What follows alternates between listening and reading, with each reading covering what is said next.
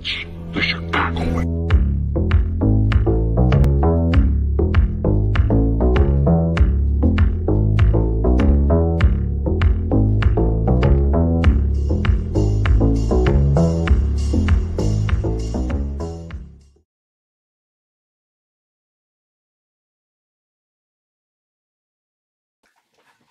Welcome, everybody, to another episode of What's Up, Cuz? Yes, I just ran onto the screen at the last minute as I had to print off the show script, but you know that's the way it goes in live television. Welcome, everybody, to another episode of What's Up, Cuz?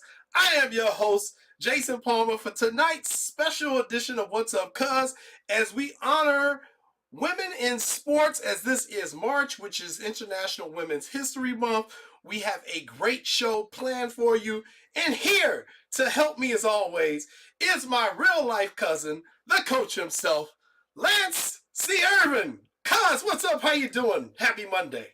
Because happy Monday, I'm doing great. Don't I look like I'm doing great? I've been studying my butt off for weeks.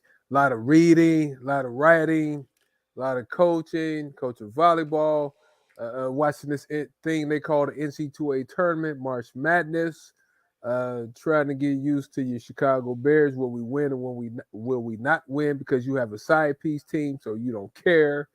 Just, looking at the hockey jersey that you have on. You want me to say something about your jersey, so I'm going to ask about your jersey. I'm going to ask about.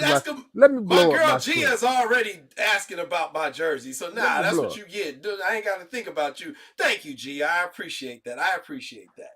So today, I am wearing my Toronto 6 jersey in honor of our former guest, Soroya Tinker, who plays for the Toronto 6. And guess what, Lance? What, cuz? What they win? Last night, Soroya Tinker and her teammates won the championship, the Isobel Cup, which is the Women's Hockey League, the Professional Women's Hockey League Championship. Soroya wins.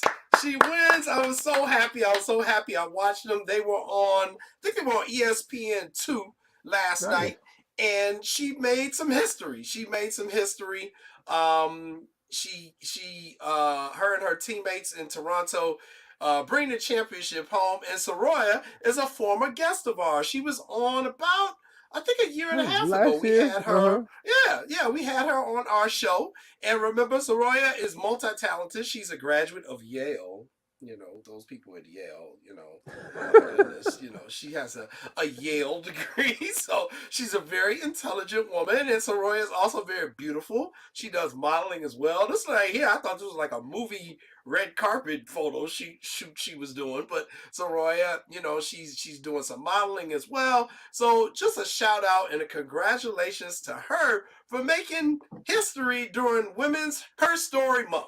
So congratulations to our good friend Soroya Tinker, and to honor her, I am wearing my number 71, which is her number, my Soroya Tinker jersey.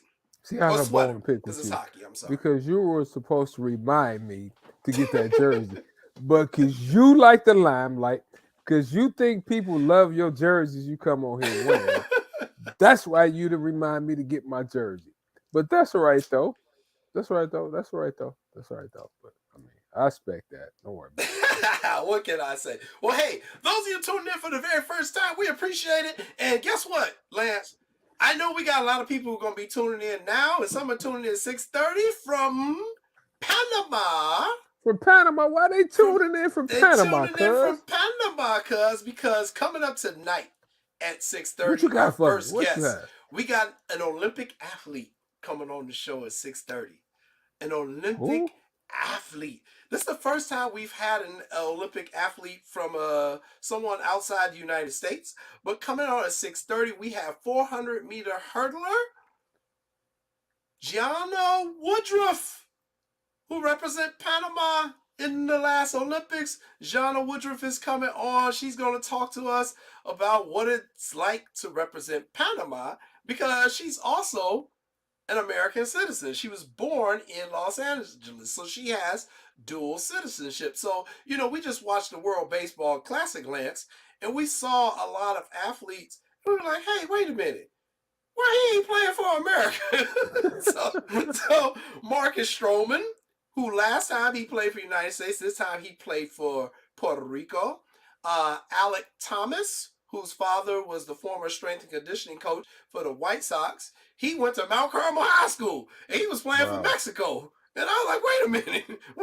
He went to Mount Carmel. What the hell is he doing playing for Mexico? So Jana is going to talk to us a little bit about those rules and how the athletes can play for different countries and why she chose to play for Panama. So she's coming up at 6:30 p.m. And then coming up at 7 p.m., we got your girl coming to tell us about the NCAA. Who we got coming up, Jay? Not my little sister. Who? Not my little. Oh, see there. We see. Hey, Jay, are you naming this show as Women Ashley's hashtag modeling show? Is this the modeling edition? Is this the What's Up Cuz modeling edition? I don't know. I mean, we get a lot of female athlete guests who come on here, and a lot of them are just into modeling for some reason. I don't know. So yeah, but Lene Harper is gonna check in at 7.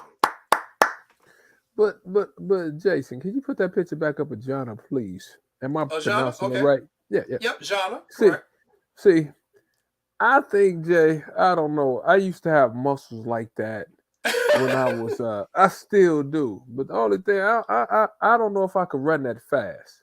So, I told my little nieces she was gonna be on the show. So they flooded me with questions to ask her. Right. So a couple of my questions. Ooh, she looked real fast, Jay. She is fast. She run that 400 meter hurdles. So Jana will be on here. She's coming on 6:30, and we got a lot to talk with her about. And before I forget, a very happy birthday to our girl who also runs the 400 meters, my little classmate, our former guest, Shamir Little. Happy birthday, Shamir. Shamir just had a birthday a couple days ago. Happy birthday, Shamir. Shamir was she was out early on with our first guest, and she was a great guest. Like, I'd never ever forget. Plus, she went to A&M, so I'd never forget that. And, she's fast now, but she was giving people the smoke, man. She know how to talk that talk, too. You know how to talk that stuff. So, appreciate her, and I'm glad it's her birthday. So, how old is she, Jay? About 27 now? I think 29? 28, 29, somewhere 29, in that area. Okay. Yeah, okay, I remember but happy 28, birthday 29. to I remember those days, cuz 28, 29. I'm about 35. I just got the gray. I started graying early. Of course. So, Well, could you run like this at 28 and 29? I can run like that. See, she didn't want none of that smoke. She didn't want none of that smoke. Lord. I could probably still get out there and race her now if I really wanted to. But I have kind of like a hamstring. So my hamstring. Like a ham knee? You know what? Probably, but I'm not afraid to challenge nobody to a race now. I mean, You should be. All right, I'm gonna challenge us to a race. I've been known to travel to LA and Washington or wherever it's a track. It doesn't matter to me. Okay, you say. What's up, Edwin? How you doing? Thanks for tuning in. We got Jana coming up at 6:30, and we got Lene Harper coming up at 7. Edwin, thanks for tuning in. But Lance, for those people who are just tuning in, we got to give them the spiel. We thank you for tuning in and whatever platform they're watching us on. If you're watching us on the YouTube live channel, the Sports Zone Chicago YouTube live channel, we appreciate you tuning us in there. Go in and hit like and subscribe to that channel to give you access to all the wonderful podcast shows we have here on Sports Zone Chicago. Also, bienvenidos to all my friends down in Panama. I know you all are tuning in. Just go ahead and give me a hola.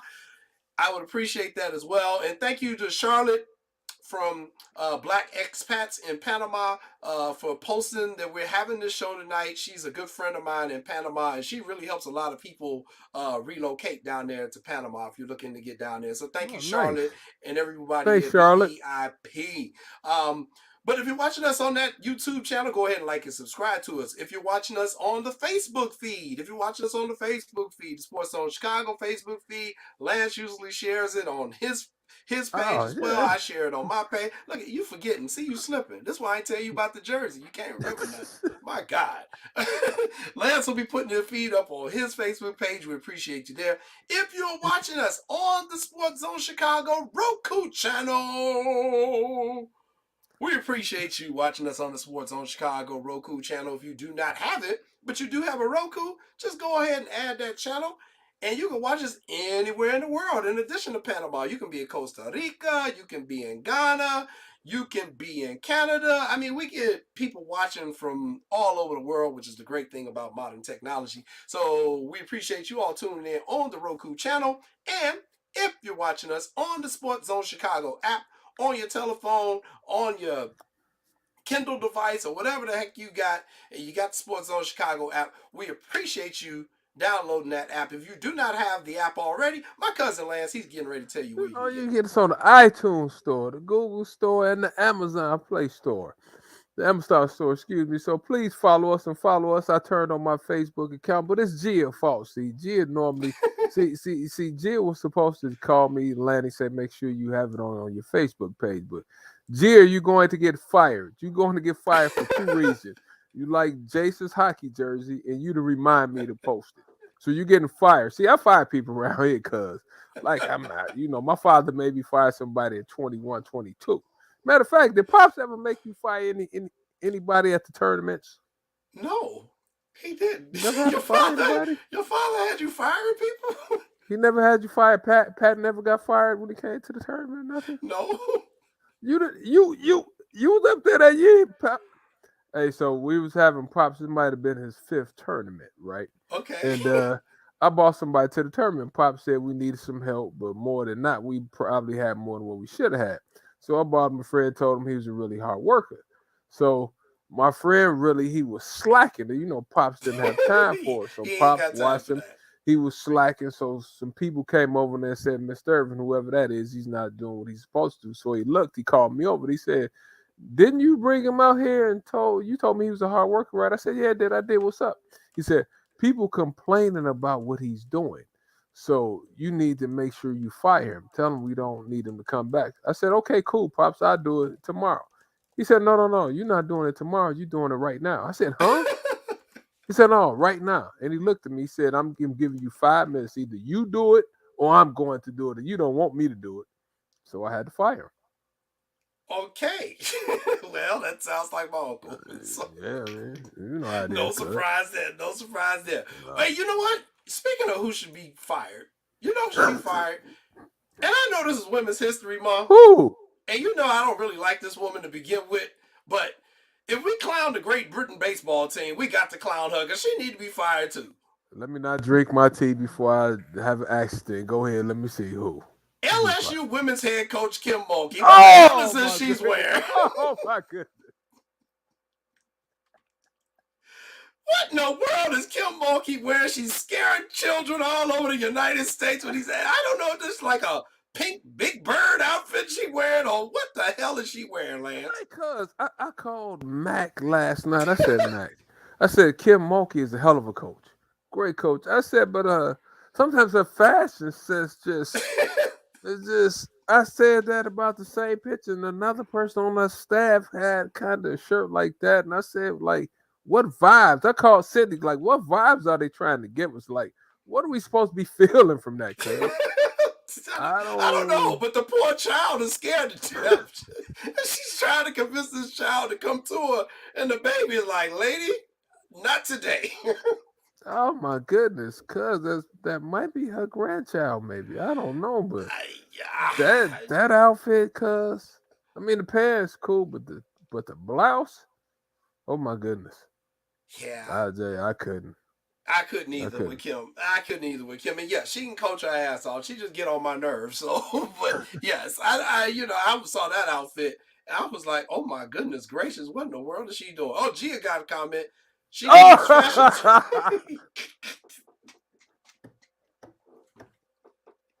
I would agree with that, Gia. She does need some fashion tips from our girl Sydney Carter. Don't bring Sean out here. Please don't post a picture and bring Sean out here. You're gonna bring Sean out here. But I mean, Jay, like some outfits, I get it. Now you may be missed here or there, but she has enough money to get a fashion stylist. She has enough money to get a stylist. I agree. And that, like for instance, Dawn Staley, her stuff is hip hop, different stuff. Like Dawn gonna come out there with a piece, a jacket that's gonna cost like $2,500. Not that it's about price, but it's gonna fit right. It's gonna play to the culture because part of our show is about culture. Sure. But I don't know what culture that is playing to. That's giving me Dolly Parton vibes back in the 70s. I don't know. I don't know either. I don't know what Kim was thinking on that, or I don't know if she was using it to distract the other team. I don't know, but whatever. Whew, my God, that was And a rough shout one. out Jay. Shout out to our girl Destiny Harden from the Miami Yes, Hurricane. yes, Destiny had a good year. If I would have been thinking a little bit sooner, I would have tried to get on the show like we got sure, sure, Charlie sure. on the show last year. Mm-hmm. They made it to the final eight. She had a great career at Miami. So shout out, she played at Morgan Park High School. She played on the Mac Urban Fire AAU team. She played for my brother Mac. She had a great college career. For the first time in school history, Miami made it to the final eight. They're a game away from making it to the final four. They came up short a little bit yesterday, but shout out to Destiny. Maybe we can have her on the show next week or something like that. But shout out to Yeah, Destiny Hard. I, She had I a great agree. career. I agree. I watched that game when they were playing Indiana, when they knocked Indiana off, and Bloomington, she got the game winning bucket on that one. We were both watching that game. And then yesterday against LSU, nobody could shoot in that game. I was like, nobody hit a 3-pointer until like the third quarter or something. To the third or fourth quarter, Jay, and even on the men's side, right? They've been complaining about the air in the Wilson basketballs, The saying is it air. too much air in the balls, or do they need to use a different basketball next year? Said the ball seems to be a little bit too bouncy this year. So people been complaining about the Wilson basketballs for some reason. Hmm, that's interesting. Well, and Wilson is a Chicago company.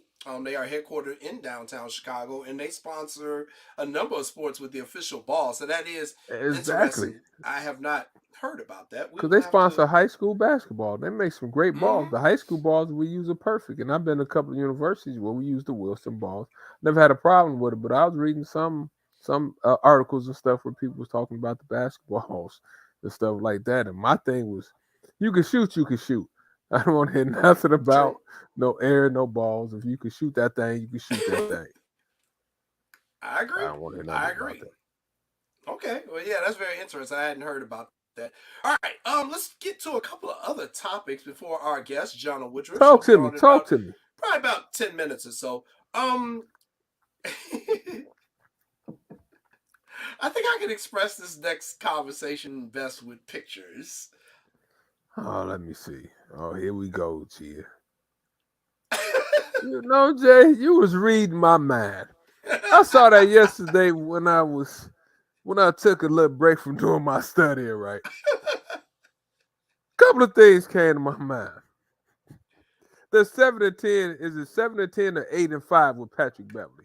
In case you want to wonder. uh, They're having a great okay. run. For some reason I'm thinking 8 and 5, I'm not sure. Yeah, I think Or that's maybe correct. I'm not sure. Hmm. They're having a great run, right? But Patrick Beverly is a guy that I would love to play with and hate to play against. And I just started laughing. I started laughing my butt off. I said, this man is scoring on Brian. Brian is about 10 inches, 100 pounds bigger than he is. He like too little running down court. Typical Patrick Beverly. Patrick Right. Beverly has been hooping too, Jay. He's having a great year. But what was your thoughts when you first saw that picture? I was like, Patrick Beverly, a damn fool. But Well, I was anyway, let me watching the know your take. game, and I was like, "What's he doing?" I was like, "Did something fall on the floor? What's going on?" And then it was Stacey King. It was like he told LeBron he's too small, and I got it. I just fell out laughing. And I just think that is the personality. His personality is making the Bulls fun again, but also his grit because Pat is a West Side dude. He a West Side dude, and we complained all year that this team was too soft. Mm-hmm. You said it, I said it, Eugene McIntosh said it, Sean said it, Maya said it, and Patrick Beverly has brought a toughness to the Bulls that was definitely lacking, and it's making them better. There's no doubt about it. It's definitely making them better. Um, I'm hesitant with this Bulls team because whenever I start feeling confident about them, they do some dumb stuff and start losing games.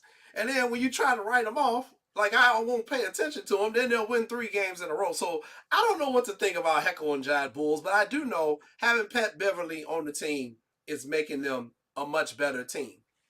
I agree with you. One thing that Patrick Beverly does is he makes everybody feel a little bit more confident because he Mm-hmm. does stuff and says things that have you believing you could probably do stuff you really can't do.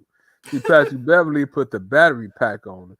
Now you like, yeah, I can do it. Now, let me D up a little bit harder because Pat is a veteran. Pat has been there, and Pat will call you out on stuff. And Pat is a guy I think can hold everybody in the locker room accountable for doing their job, especially on the defensive end. And Mm-hmm. Pat is not a bad scorer either. I remember in high school, Jay, I watched him Mm-hmm. score 45 at Marshall. When I was Woo. at Missouri, he played at Marshall. So I went to watch Mm-hmm. them play. It was myself and Quanzo Martin in the game. We saw them play Farragut at one of the schools. He had 45. He was shooting jump shots. He Mm. could score at Arkansas also. He just found Yeah. something that he does well, and he capitalized on the things that he does well. He's a good defender. Now, he's a very good spot up jump shot shooter, too. He just started off the year shooting slow with the Lakers, percentage wise, Mm-hmm. from the 3 point line. But after about the first 15, 20 games, he started shooting it better. He's playing well with the Bulls. He's giving us veteran leadership. He's bringing us that grit and grind that people from Chicago love. Shout out for Pat Beverly. As you see, Zach Levine is averaging 32 points a I saw game that. since I saw Patrick that. Beverly I has saw been that. there. I saw He's that. playing great. He looks fresh. DeMar DeRozan is playing better. But kind of like you said, though, I'm hesitant to go all in on them because they track record thus far doesn't warrant us at this point to say, let's push the chips in on them now. Maybe if we Mm-hmm. talk to Kendall Gill and Kendall Gill can convince us to push our chips in.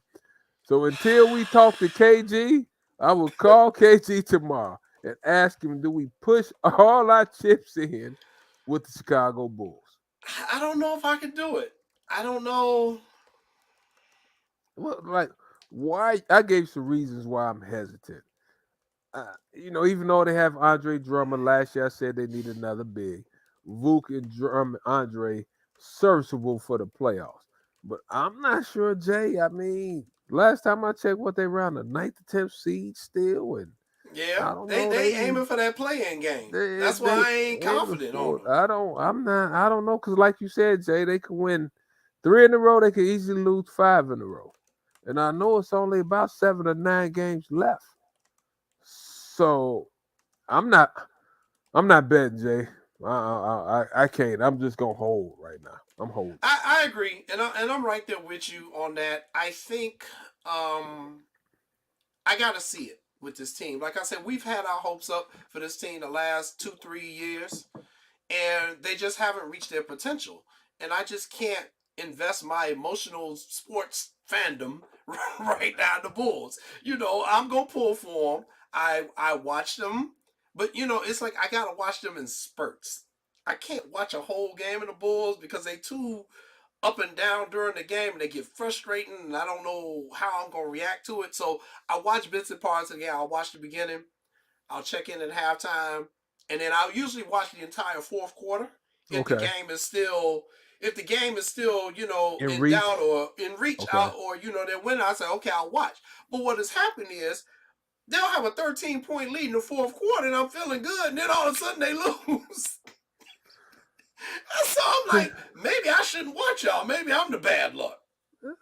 No, they just been inconsistent this year. But what's your thoughts, Jay, on Lonzo Ball returning to play next year?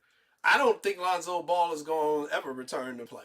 And I'm going based off of what Eugene McIntosh told us last year that he feels that though the young man's career is in jeopardy, he's now having a third knee surgery. That ain't good, man. It ain't looking good for him. I hope he comes back, but if he comes back after being off all this time, you talking about 2 seasons, he's gone. What is he coming back as? That's the question.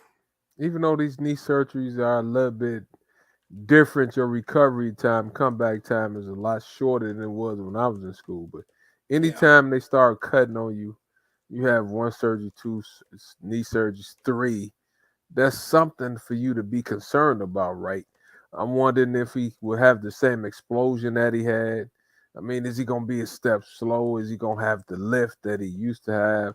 So, as a guard, when they take your knees out now, we worried about the knees now. All the pounding, 82 game schedule, counting the playoffs, you playing preseason, maybe over 100 games. That's a lot of wear and tear on your knees. So hopefully he will be okay. But we praying for Lonzo Ball, but Jay, that's tough. That's tough. And Patrick Beverly's in the contract year also. So now you Yeah. probably have to sign Pat Bev, don't you, as a not even insurance. I don't want to use that word because Patrick Beverly's not an insurance policy. He can really play. But, we just concerned about Lonzo Ball. How long will he be out next year? He's going to probably miss preseason and depending on what type of surgery that he's having. Because, Mm-hmm. it's just, it's tough ride right now for him. It is. It is. What we will see. 6:25. So we have something special tonight because we are celebrating women in sports. It is Women's History Month.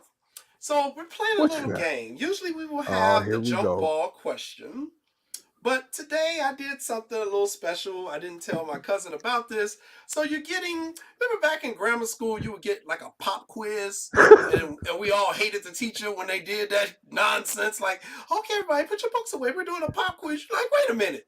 Ain't nobody study for this lady. What kind of nonsense is this? Well, I'm giving you a pop quiz today. So this is going to be a pop quiz to see how much you know your women's sports history. You're pretty good at this stuff. So I think you should be able to do it. Lance, Sean will put up the correct picture. So Sean will help me. He will put up the answers. He will post the correct picture after I pose the question to you and our audience. But it's not too difficult. Let me say this, cuz I've never been. I'm a point guard, right? I'm always Yeah. ready, even when I'm not ready. I'm ready. So pop quiz, I'm never scared about a pop quiz. People's always thought up to me, Irvin, you ready for that 2-2-1? They just popped out in the 1-3-1. I'm ready. When I'm not ready, I'm ready. All right. We'll see if you're ready. Okay. Roll my sleeves up. All right. In fact, Ready? let me take out my drip to get my mind right. Oh, Lord. All right, talk to me. Estoy listo. Are you ready? I'm Sean, ready. did he say it right, Sean? See, Estolito. I'm ready. I'm ready. See. All right, here we go. First question. Let me see. I'll pop it up here on the screen for you. This one is not that difficult. I'm giving you an easy one to start out with. Okay, here we go. Pop it up. Come on. All right. This native Chicagoan and former guest on What's Up Cuz finished her career as the 6th leading scorer in WNBA history. She played her college ball at Rutgers University. Cappy Poindexter. Lance answers Cappy Poindexter. Sean, is that the correct answer? Talk to me nicely. Sean sleeps somewhere. See, come on, talk to me nicely. Talk to me nicely. Talk to me nicely. Talk to me nicely. I couldn't find a picture. Oh God! I'm looking for the picture. Talk to me nicely. Oh Lord, he couldn't find a Cappy, picture. we had a great show with Cappy that night. Great show with Cappy. Oh great man, show. Shout out to one of the goats in Chicago. Yeah, she really laid it out there. All right, good job. So you got the first one right. All right, that's the first one. All right, here's the second question for Lance Irvin. Lance Essay Irvin. Boy, Here's the question. I like this. This is Women's History Month quiz for Lance Irvin. In 1956, this former golfer turned pro tennis player became the first black woman to win the French Open. The following year, she won Wimbledon and the U.S. Open. Does Lance Irvin know who this 1956. is? A little before your time. Before my time. I'll give you a hint. What's that? It is not Serena Williams. You idiot. You idiot. All right, who's? Talk to me. The correct answer is, Sean, do we have it? Althea Gibson. Dang! Yes! You should say dang. I should have known that. Yes, you should. I wasn't thinking that she was a great tennis player. She threw me. I didn't know she played golf. Didn't know that, and I'm a historian. Yes, you are. Well, you're 1 for 2. All right. I apologize, Nick. You got 2 more shots of this, and then we're bringing our guest on. All right. Come on. Here's the third question. Come on. All right, here we go. We'll take Althea's picture off. In 1988, she became the first black woman to win a medal in the Winter Olympics. After figure skating, she became a medical doctor after studying at Northwestern University. Can I get it? Can I phone a friend? Can I call Brooklyn Irvin? You cannot phone a friend. I'll give you Call a hint. Brooklyn. She was also on Ileana Van Zant's show because her life after sports did not go too well. Oh, give me an initial, cuz. Give me an initial. Give me an initial. Life after sport went to Northwestern. Yes. 88. She won a bronze medal in figure skating. Ooh, I'm slow on that one. Talk to me nicely. Initials are DT. Dorothy Thigpen. No. Who is it, cuz? Talk to me nicely. The correct answer is, Sean, Debbie Thomas. Debbie Thomas. Are you serious? 1 for 3. 1 for 3. 1 for 3. Are All you right. serious? Yes. All right. This is your last chance at glory, Lance Irvin. Come on, You I should go get this 50%. 50% is average. Let me get 50%. She is still the only college basketball coach to take 3 different schools to the women's Final Four. Vivian Stringer. He says Vivian Stringer. Is that correct? Talk to It me is nicely. correct. Good Talk job, to me Lance nicely. Irvin. You were 50%, 2 for 4. If talk this to is me nicely. baseball, you're a 500 hitter. If this is basketball, you're a terrible free throw shooter, Lance Irvin. But I'm a good 3-point shooter, and I'm a good 2-point shooter. See, 2 points. See, you turn something negative into a positive. Talk to me nicely. Talk to me nicely. Oh, Talk okay. to me nicely. All right. It is now 6:30, and our first guest is here. She is in the green room and waiting, and I am so happy to have her. This interview was like 3 months in the making because she's been training, and she travels between countries and all that good stuff. And I talked to her mom. I was like, Miss Washington, talk to the please mom? put your daughter on my show, please. You talk to the mom. See, I spoke with La Madre de Jana Woodruff. See, I'm getting on my Spanish too. See, I'm getting better with this too. So and I said, please get her on the show. How do you say her mother hung up on you because she thought you were crazy? Her mother did not hang up on me. Oh, okay. Her mother is a very nice person, and her daughter agreed, and I reached out to her, and we're so happy to have her here for the first segment as we celebrate Women's History Month on What's Up, because I'm not sure. I think she's in the United States right now, but she could be in Panama. But she is a 400-meter hurdler, and she is representing the country of Panama after graduating from the University of Washington. Please welcome to What's Up, cuz, Jana Woodruff. Jana, hola! Hello. Hi, everyone. How are you? Doing well. Thanks for having me. I appreciate it. Thanks for coming on. Thank you. And excuse my cousin for calling your mother trying to get you on the show. Sometimes he just doesn't have any etiquette. So I'm apologizing for him now. So anything crazy he says, please excuse him.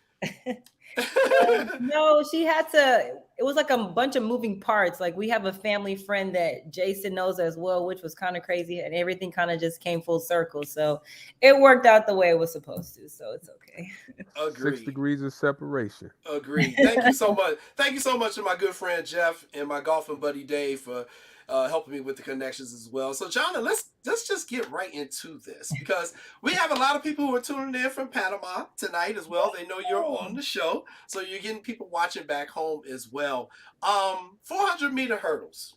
When we had Shamir Little, my good friend, on the show a couple years ago, she said this is the hardest damn event in track and field.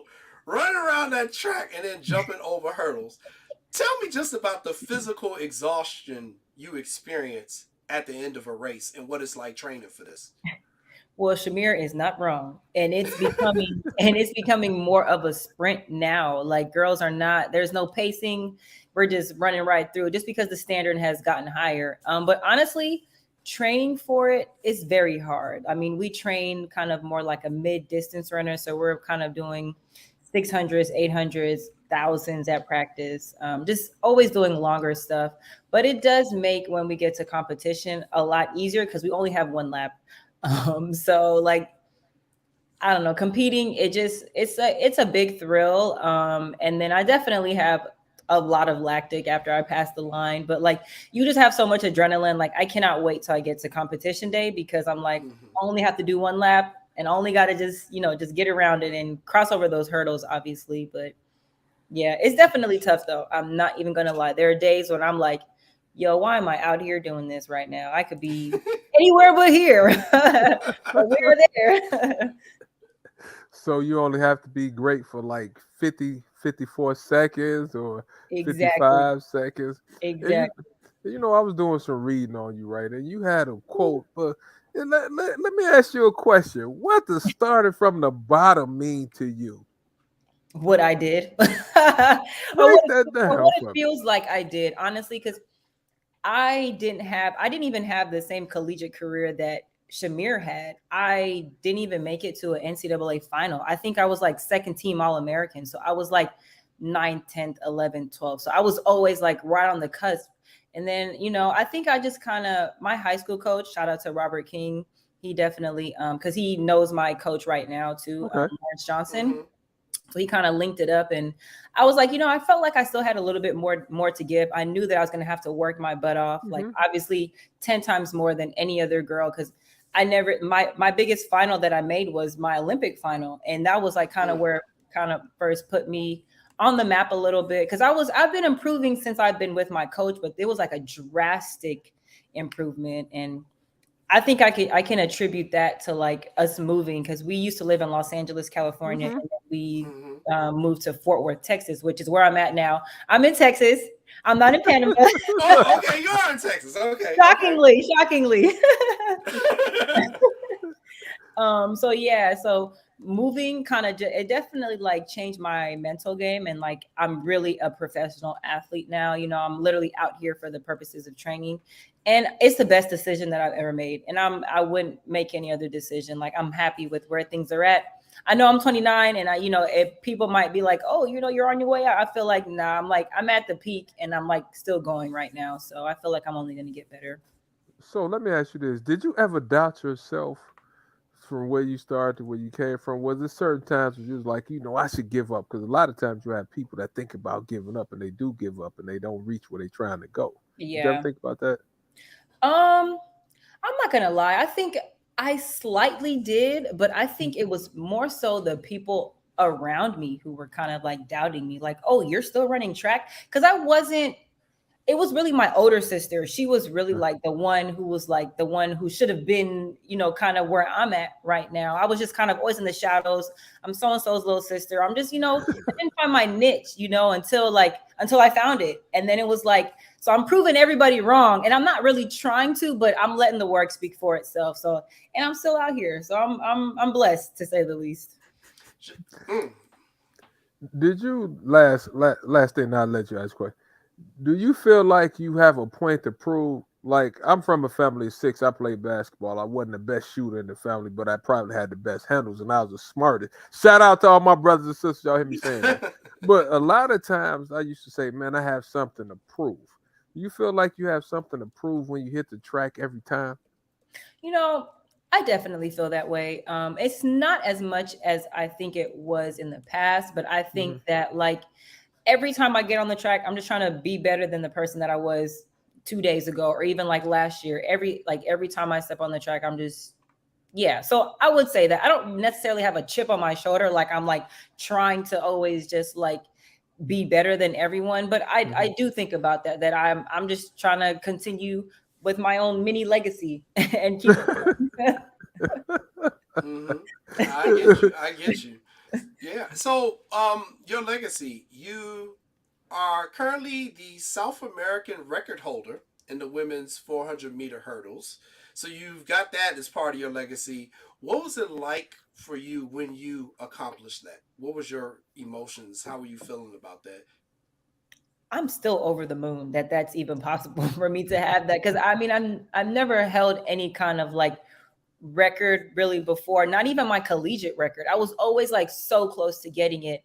And I don't know, it just shows that with a lot of hard work and determination and just having people around you. Cause it wasn't necessary. It's obviously what I was physically doing, but it was like my family, Panama, all of my, supporters and stuff like that. Everyone just, it really just takes a whole lot of people, and they really kept me in it. But it was amazing. Like, and the fact that I'm still able to like every year continue to build up on that. I'm very happy. Wow. Now, you were born in Los Angeles, right? You're a Cali girl? Yes, sir. Cali girl. So, Cali girl, you ran track. So, Lance, we know what that means. She played other sports. We already know that. She was in Cali. You So, already know. I'm just gonna guess. She probably was a 3-sport athlete. And especially with California, they get great weather year round. So Let's I'm see gonna if you can say, guess. Let's see if you I'm can gonna guess. say, Hold on. We just a pop quiz. If you get it wrong, you run it when I see you. Matter of fact, what? Harold's chicken say you get them wrong. All right. So I'm gonna say you at least played. She played track. Well, that's a spring sport. Okay, I'm gonna say you played soccer. Yes, I actually did. Okay. My mom competed collegiately at the University of Illinois playing soccer too. So yeah. Okay. I got that. It was soccer. That's one. That's soccer. She played 3. Let's see. Soccer. Let's see if she played. So she wouldn't have played. She wouldn't have played softball. I don't think she was a hooper, but I'm gonna say basketball. Slightly, I really wasn't a hooper, but I definitely played in middle school. They just passed me the ball, so I could. Either yes or no. Stop trying to bail them out. It's either yes or no. There's no. I did play basketball. I did. There's no there way. you go. I did. I'm gonna call your mother on that one. Go ahead. He got the number. Go ahead. Donna, I'm calling you after the show. All right. So we got basketball, we got soccer. Those are at least 3. And then you may not guess this one, but I'm gonna say swimming.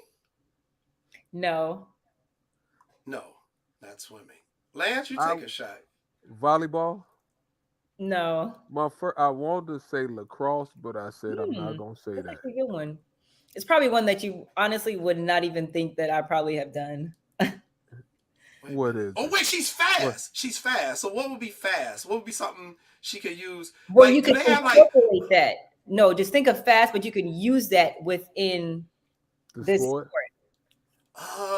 Like flag football? No. Tennis. It's an Olympic sport, if that helps too. Well, I guess it doesn't. It's an Olympic sport. You said tennis. You said tennis. I said tennis. Oh, wait a minute. One of our people. Oh, wait. Our producer may have it. Is it rugby? Oh, no, it's not rugby. Doggone it. That would have been a great answer, though, Jonna. It's something she said she could use her speed. It's not track. Running from the police, Jonna. How about that one? Is that No, it starts with the first letter of my name. Oh, something with a G? What Olympic sport start with a G, Lance? Gymnastics? Yes. Yes, I did. I did that up until I was a freshman, sophomore in high school, actually. So what event were you in? When you're doing the vault, when you're running, and when you're on the floor, you speed up a little bit. I said a little bit. I didn't say completely use the speed, but you got to be strong and fast to be able to do this up. Mm-hmm. What? Yeah. You did that crazy vault thing where you speeding towards some horse thing and flipping in the air? That's pretty much what I do. I'm doing the hurdling, kind of technically. I'm not flipping over it, but yeah.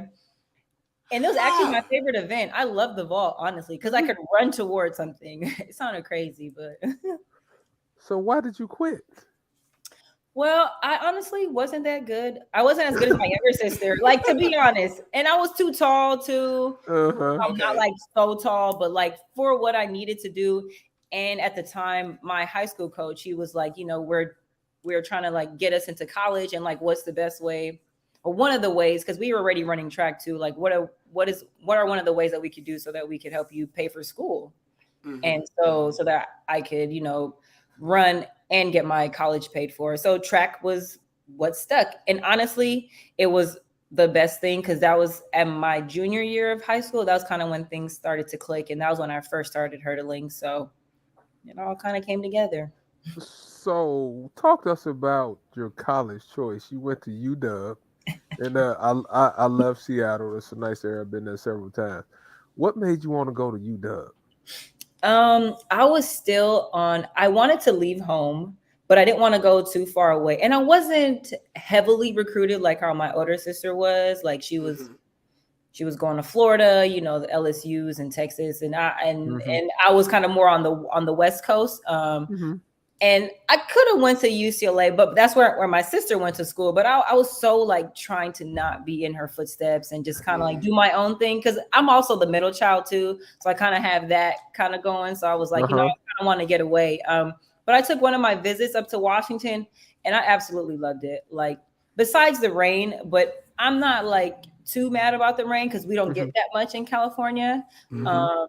But I really loved it because you can still have kind of like a still city. They have, their football, they don't have basketball, I'm sorry, soccer team and baseball is what I meant. So it still kind of gave me the big city without the hustle and bustle of Los Angeles. And the people eventually grew on me, not initially, not when I'm like 21 years old. I'm like, what's wrong with these people out here?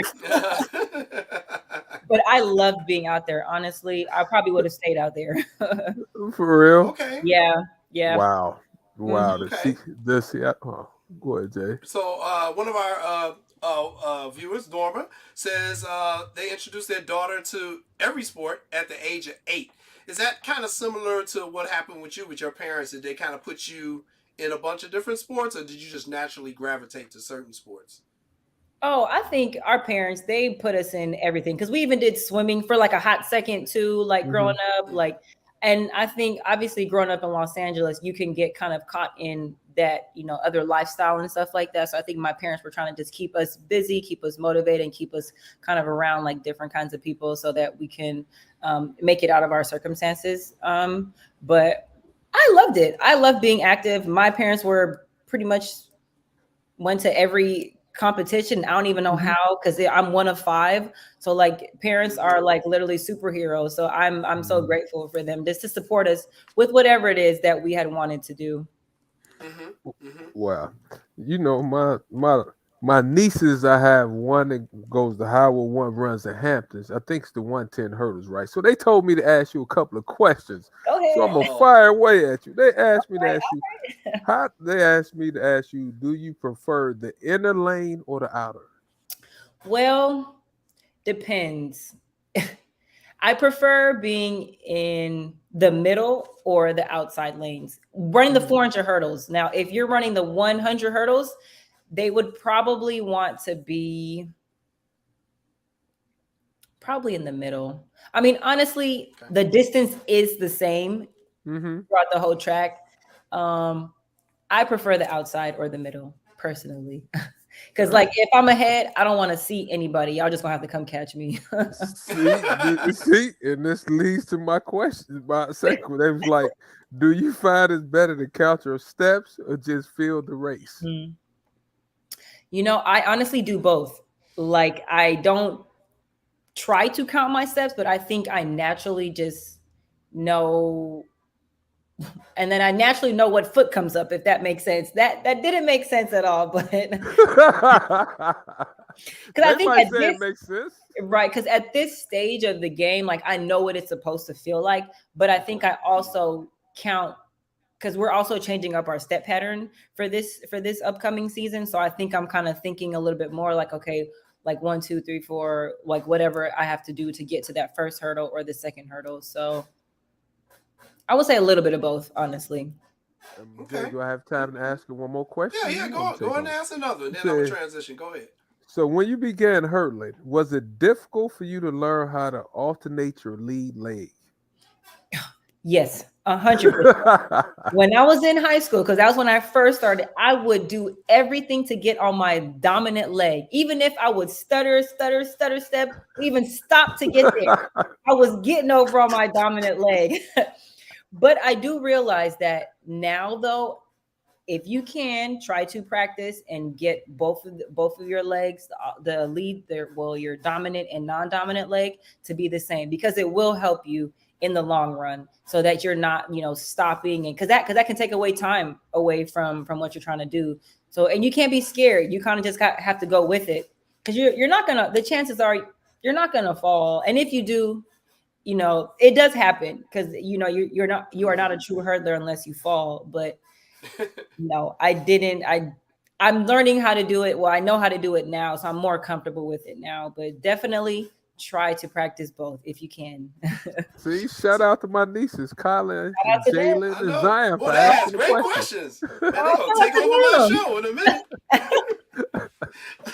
All right, so let me ask you about the Olympics and Panama. First of all, what was the Olympic experience like for you to be out there with the best women in the world in your genre? It was surreal. I mean, I had never made an Olympic team prior to that, and when I made the final, I was like so happy to just be in the final. I was that person who was just like, I'm just grateful to be here because I had never made a major final prior to that, and the fact that I was able to make one in like a world record, final that is going to be like it, like history was literally made that day. Mm-hmm. But it was amazing. Like it really showed that I was supposed to be there and I can get there every year that I need to get there. So it kind of showed me what I needed to do, and like where I can go. So I really loved it though. I'm sorry. I still have no words for it because like it was my first one. And I think compared, obviously like everyone compares it to different Olympics. Like, oh, it was COVID, so we couldn't really do anything. But I was there on cloud nine the whole time. So I was and you're right. ready. Well, and then it was delayed a year because of Yeah. COVID as well. Mm-hmm. But I was glad to see you there, and you were there representing Panama, and so that's one of the reasons we really want to get you on. Born in the United States, but we saw it in the World Baseball Classic. We see it in the Olympics. Mm-hmm. A lot of people who are from the United States from other country, then they represent some other country, and I don't think the public really understands the rule behind it or how athletes make that decision which country they're going to run for. Can you explain to me a little bit of what factors went into your decision to run for Panama?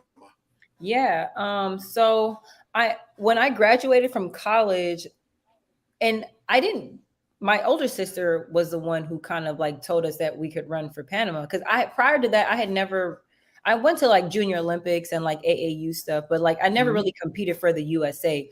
And my mom is my direct connect to Panama. So it kind of made my transition a little bit easier, even though it did take me a whole year to get my whole citizenship, just because, third world country, they need to prove that my mom is my mom and my mom's mom is her mom, and, kind of just down the road. But I think me helping and me saying that, I'm going to be competing at the next Olympics. I am, going to be trying to help, put Panama on, the highest level, so I think that definitely helped contribute to that. But of course, I always get, like, why'd you run for Panama, not the USA? Like, you're kind of taking the easy way out. I always get those kind of questions. And I tell them I am not, because my practice is I am still training with Olympians, Olympic gold medalists.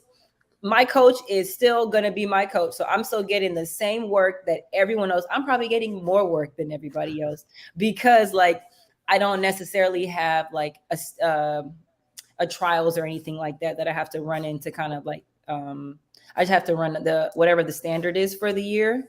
And then I kind of run that, but I'm still getting my work in either way. What is the reaction in Panama?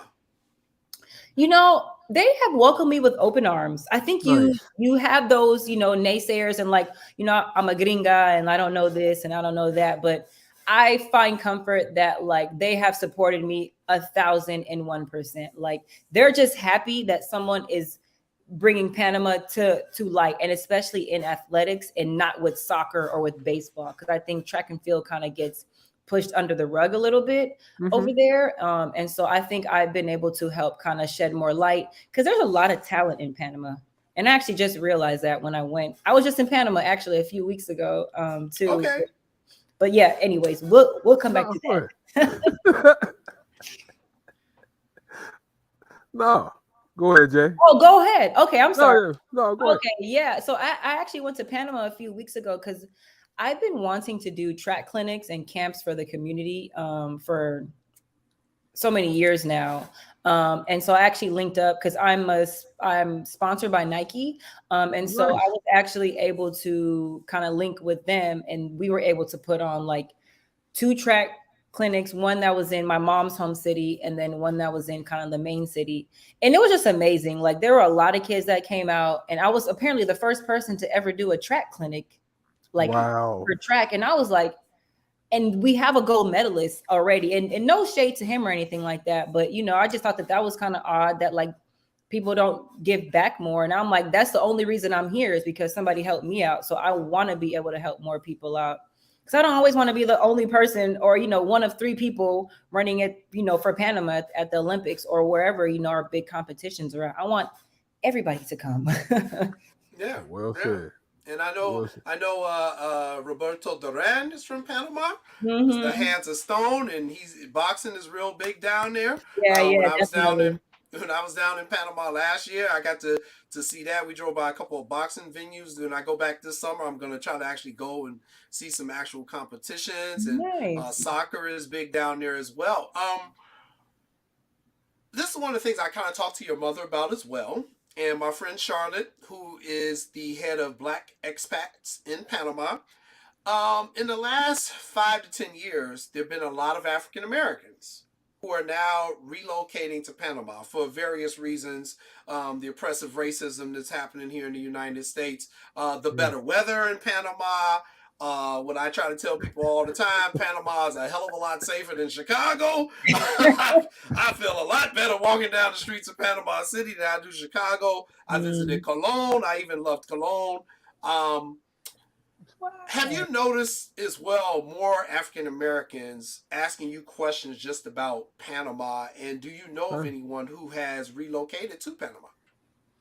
Honestly, a lot of my DMs are full of people, just inquiring about Panama, or like, if they can live there, and what is the status on it. I would say I don't know personally too many people, I guess, who have.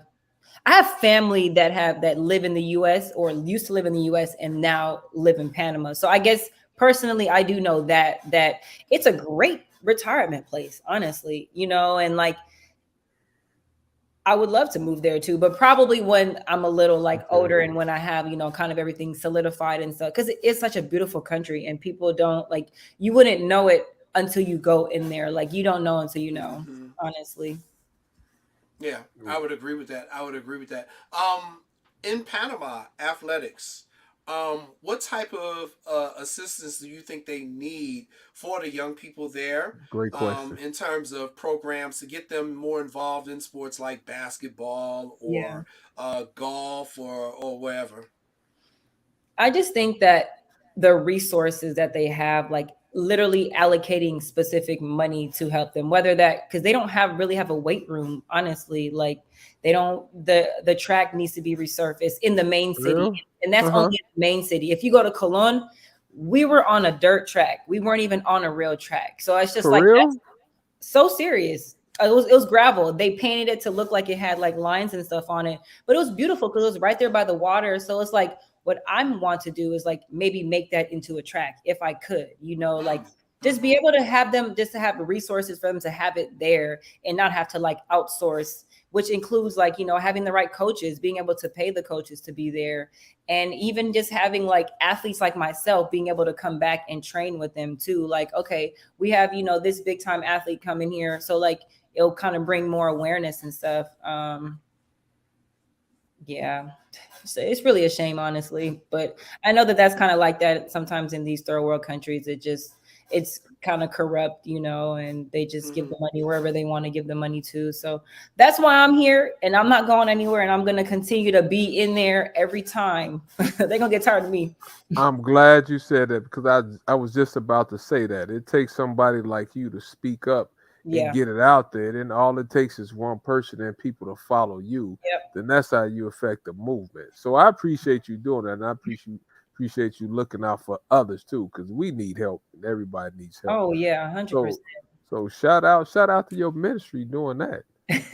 Yeah, without a doubt. And any way we can help promote that, we'll always be here for you, and we'll be a friend. Our producer, he has a question for you. Sean, you can come on, ask it. Matter of fact, Sean, come on and ask it in Spanish. He always talk about my Spanish. You say it in Spanish. We got everybody in Panama watching. Go ahead, Mr. Spanish man. And don't mess up either. No, it's a little easier. It's a leader. Hey, Gianna, how are you? I'm going to ask it in English just because it's easier, because my Spanish is good, but it's not great. and I don't want people from Panama like, you can't speak Spanish. And, yo puedo hablar español, pero no confluencia. Okay, so take it easy. All right. So my question to you is, since you got to the Olympics, you said you'd never really won a big event or anything, and to make the Olympic team was probably like your biggest achievement. How do you feel now about yourself? Okay, because you didn't have it, you never really won anything, and then now you're on the Olympic stage. You said you were just happy to be there. Are you now like, you know what, bump that? I'm not happy to be here. I need to dominate now. I could, because sometimes we get to a place that we're just not familiar with. It's like, oh, you said you were in awe a little bit, like, oh my God, it's surreal. But now you're up there. Now you compete. Like, oh hell no. Okay, okay. So how are you feeling about you and your confidence? Saying, hey, you know what? I can compete. I can compete with these people. I'm not saying it's easy. Don't get me wrong. Let's go get it. But yeah, let's go get it. Because now, you know what? I feel confident in myself. Talk to me about your confidence now. That's literally my thought process now. Honestly, like, I'm not just happy to be there anymore. I'm competing for a medal now. Like, so everyone needs to watch out, because I'm not going anywhere. And I've been, kind of chipping away. And I was second at the Diamond League last year at the Diamond League final. So I was really happy about that. So I'm just like, I'm going for it all this year, because we have world championships this year, and then we have Paris next year. So like, one of these years, I'm going to come home with something. So, and I'm leaving here with something. So I know that's right. And that's awesome. The thing too is, that event you run, it is absolutely loaded with talent. I mean, first of all, you got Sydney, who's just, it's Sydney. And then you got Muhammad, you got our girl Shamir Little. What's the young lady from the Netherlands? I think it's Femke. Yes, Femke. You got her. I mean, it's just a loaded event, which is why I love watching it. I like, 400-meter hurdles, baby. Let me sit down. I got a few people in this race I like. So, I always enjoy watching it. So it's really good to hear that. And I am not going to let you go, because this is Women's History Month. And while we are honored to have you, I know the backstory, because your mother told me it over the phone, and your Uncle Jeff told me about the history your mother made in Panama back in the day. And you have got to tell that story, because when you say start from the bottom and perseverance, I know you're getting a lot of that from Donna, because of what she experienced and what she went through. But tell my co-host and my producer and our fans about Donna Washington. So my mom at the time, growing up in Panama, I don't remember what year it was, but she was the first female pilot in Panama, actually. But at the time, it was shunned because she was a woman, and so she eventually went to flight school in Oakland. Where she continued her, piloting, I guess you could call it. And then she was, was an aircraft technician as well. So that's kind of how she transitioned from being a pilot. But yeah, I get my passion and my grit and tenacity from my mom. So shout out to Donna Washington. Shout out to Captain Donna. That's what I call her. Captain Donna. Captain Donna. I've been on Copa Airline before. Donna, I'd love to have you pilot the plane. No, she was super dope. And she just is like so casual with it. I'm like, Mom, you need to be in the history books. But, yes. I guess it was a long time ago. They try to forget things sometimes. I'm like, I'm never going to forget. And we all won't forget either. No, we all will not forget. We all will not forget. Definitely not. So what can I say? Well, Jonna, thank you so much for doing this. I know you have a very busy schedule, and I'm just so happy for what you are doing. You are representing Estados Unidos and República de Panama, and you're doing it with such professionalism and such class. And I will always support you and cheer for you. And Shamir, Shamir is our girl too. Thank you, Shamir, too, for also helping us get this. That's our girl. And we just really appreciate you coming on here. And we will be following you and wishing you the best of luck. When is your next event coming up? Because I know you're training now. Yeah. We're actually going to be opening up at Texas Relays this weekend on Saturday. So we'll be at the University of Texas in Austin. But we'll just be doing like a 4x4, something fun just to kind of get our feet a little wet. But we'll be most likely opening up at Drake relays. It's in Iowa. So we'll be there. Yeah, Hurdle Mechanic. That's my group name. We're called Hurdle Mechanic. So we'll be there doing the 400 hurdles. But it has been a pleasure. Thank you. I just appreciate you guys for having me on, just taking the time out of your schedule to include me in this conversation. So muchas gracias. We appreciate de nada. Thank you. All right, take care, Jonna. Start from the bottom. All right, Jonna Woodruff, everybody. All right, we are going to take a commercial break, and then we are coming back with more What's Up, Cuz.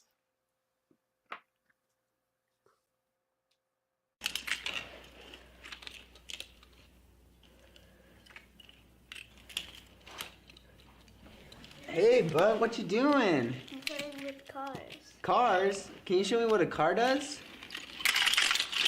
Whoa. Hold on a second. First of all, this is a school zone. So you need to put down your cell phone, stop texting, and let's get to driving. Now you're coming up to a stop sign, right? You need to slow down and stop before you hit that Y line. I want you to look left, right, left. You don't want to get hit by a car going on your left and to your right to make sure you don't get sideswiped by a guy coming from your right. You're coming, and you see a crosswalk. You better slow your horses down because the number one rule of driving is always yield to pedestrians. Now stop, pull over, and you are done driving. Gosh, what do they teach you kids in school nowadays?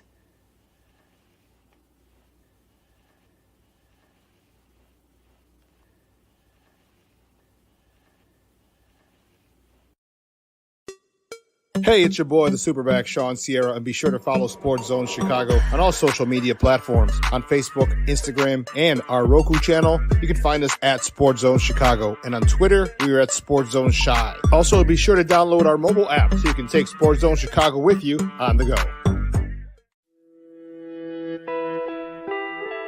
I faced one of the toughest challenges of my life right here. I couldn't swim. But I can still hear my drill instructor today. Don't quit. If you quit now, you'll always quit in life. Go for it. So I jumped in, unsure, apprehensive, and scared out of my mind. But I came up a Marine.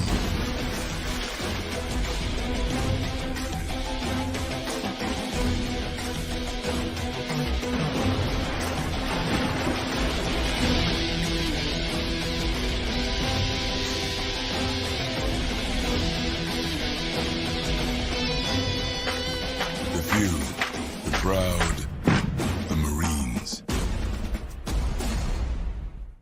We are looking for a few heroes, mentors, trailblazers, innovators, a passion to change lives, spark curiosity, open hearts, and awaken minds, help students answer the question, who am I?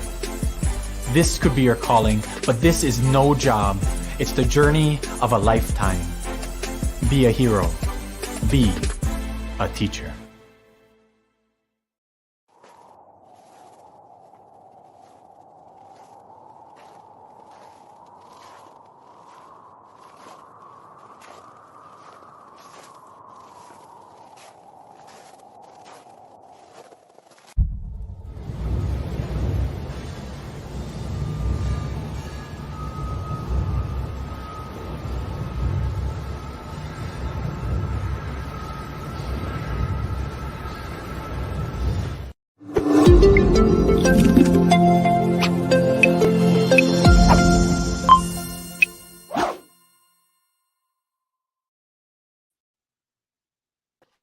Welcome back to What's Up, Cuz. I'm your host, Jason Palmer, along with my cousin, the coach himself, Lance C. Irvin. And coming up in a few minutes, we're going to have Lene Harper. She's going to come on and talk to us about the NCAA women's tournament and what's going on with that. They're coming down to the Final Four, and the championships will be coming up next weekend as well. But we also want to thank our first guest who came on, Jonna Woodruff, Olympian representing the country of Panama via Texas. Fort Worth. Matter of fact, yeah, that was a great interview, cuz. Great, and she had a great personality. You know, I'm often fond of when athletes start from the bottom and they have to work their way up, right? Mm-hmm. It sounds like nothing was given to her, and she's still working. and the stuff she's doing off the track, trying to help Panama, trying to get a track and other things like that. When she said they didn't have a weight room, Jay, I was like, what? The track? I mean, I'm often blown away about that because some things we take for granted. We do. We And, do in the and, United and States. other Yeah. countries, you fighting. I don't want to use the word scrounging, but I guess it is scrounging. You scrounging to get the bare minimums, but it helps your creativity. Excuse me, help your creative side in a way. Now you're doing push-ups, you're doing squats. Maybe you find a tire, you flipping tires. You have to be creative because stuff is still going on, right? And you can't use that as an excuse. But it makes it hard for you. Oh my Yeah, goodness, Jay, I agree. it And makes it I think that's hard. one of the beautiful things about the Olympics is that you get Hard. people from all over the world. And I think we take things for granted so much in the United States on so many levels. But these people who are representing their country back at home, they don't have nearly the training facilities that the United States have.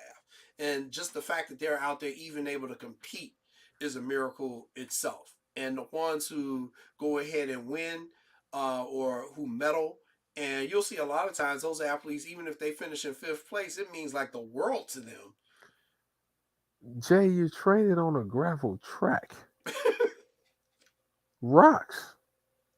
I mean, serious. Think about that now. We trained on the finest tracks they have. Like those people in Eugene, Oregon, at the University of Oregon, Mm, and all this type, University of Texas.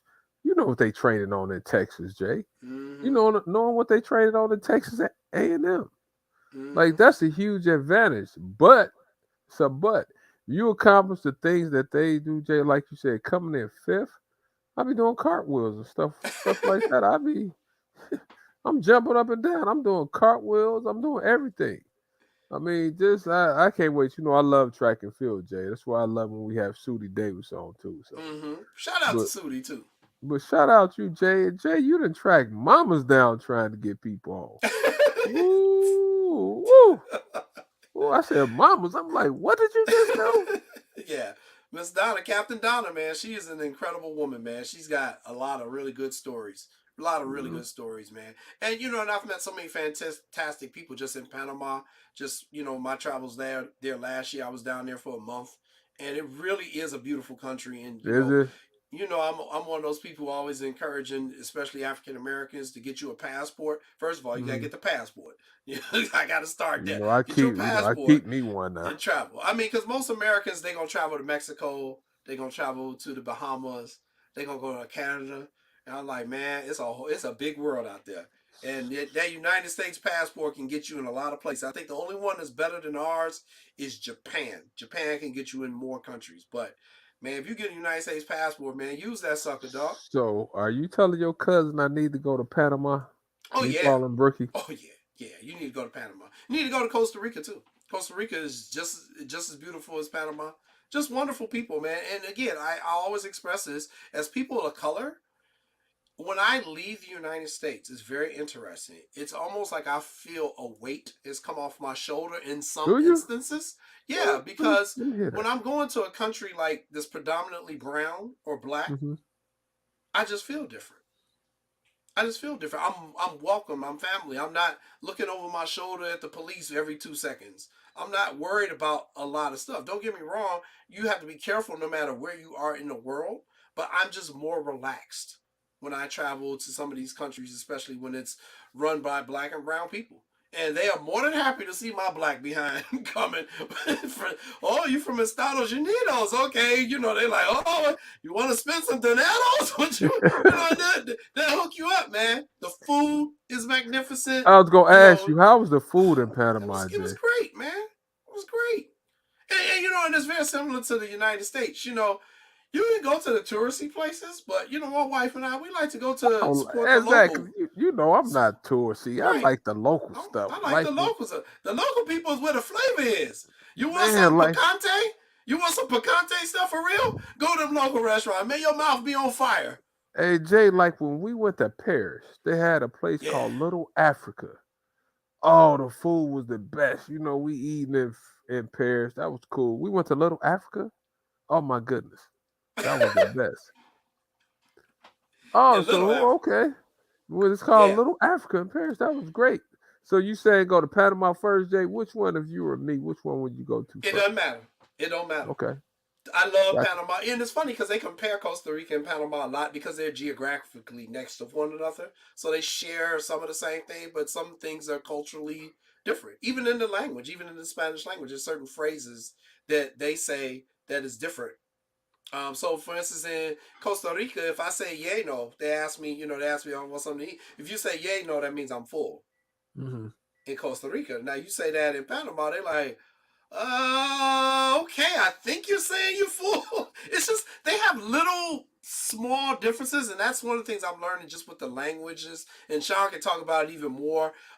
It's like we all speak English, but if you go to Mississippi and you Mm-hmm. speak to someone from Mississippi and you hear them talk, you like, huh?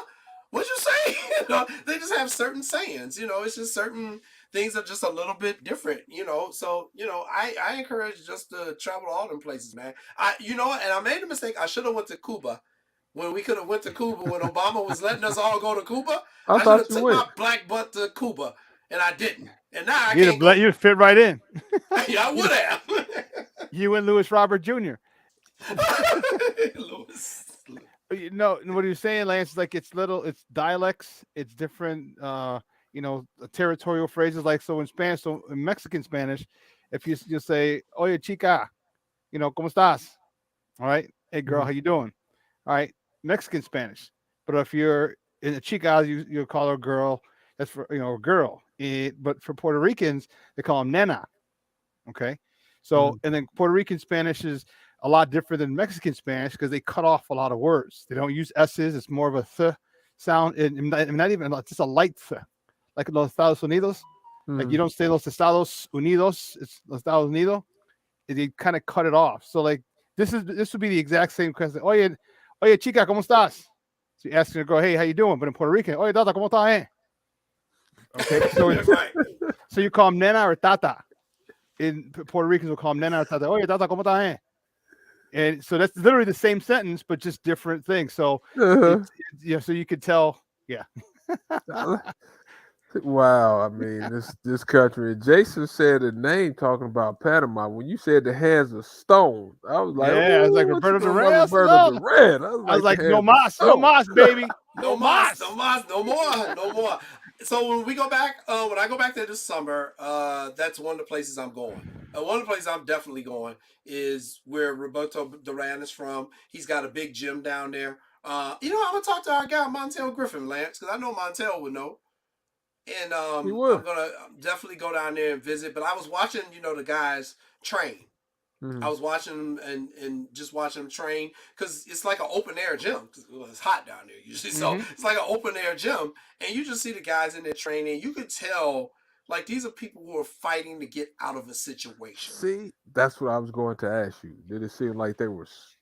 I'm using starving in different ways. Seems like they were starving and thirsty, doing what they needed to do to find a better situation for them. So to borrow a phrase from Rocky III, the eye of the tiger. They got that that look. They got or nowadays they got their why.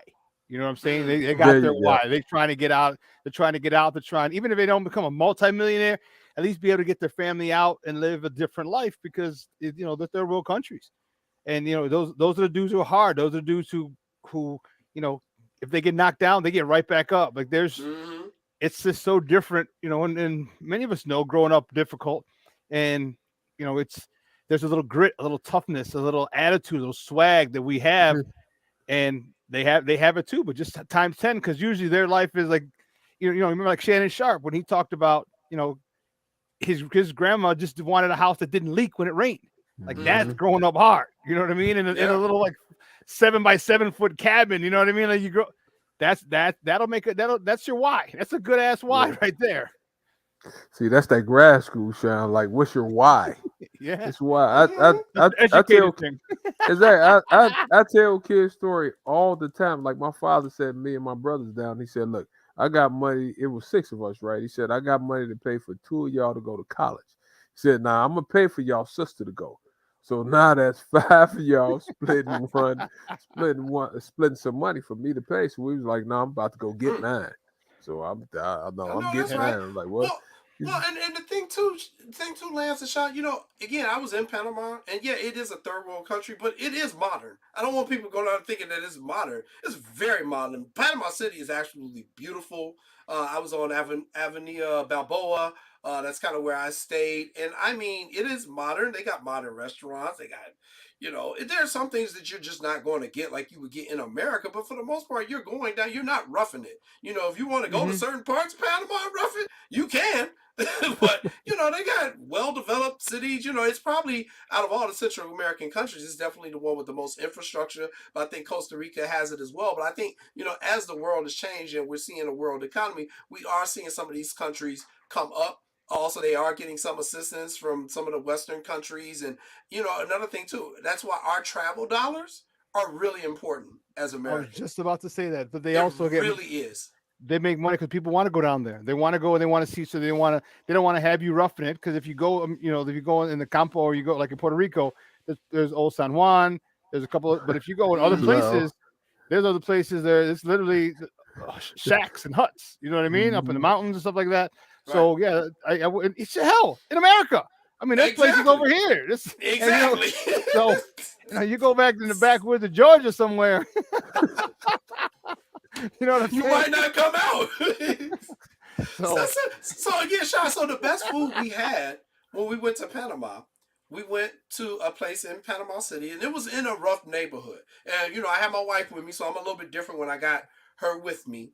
Right. But I was like, okay, babe, it's cool. Just, dress down a little bit. Just use your Chicago street sense. You know what I'm saying? Just dress down a little bit. We'll just try to blend in. We'll go in, but I know we're going to be cool. So, you grew up in the hood. A hood in Chicago ain't no different than a hood in anywhere else. So you got to know your surroundings, baby. You just got to know your surroundings. You got to know the players and don't do nothing stupid. So, we went in, and the brother who was running it, he learned how to cook. He went to cooking school in New York City.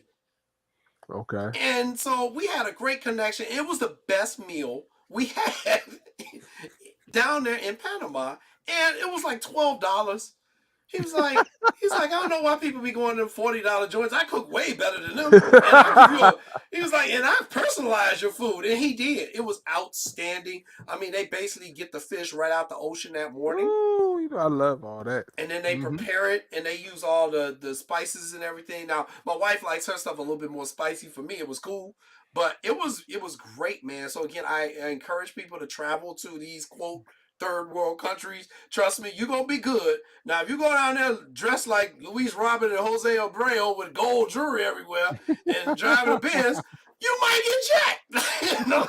No different than Chicago. But just go down there, blend in, treat the people with respect. And I found the people, they know you're not from there.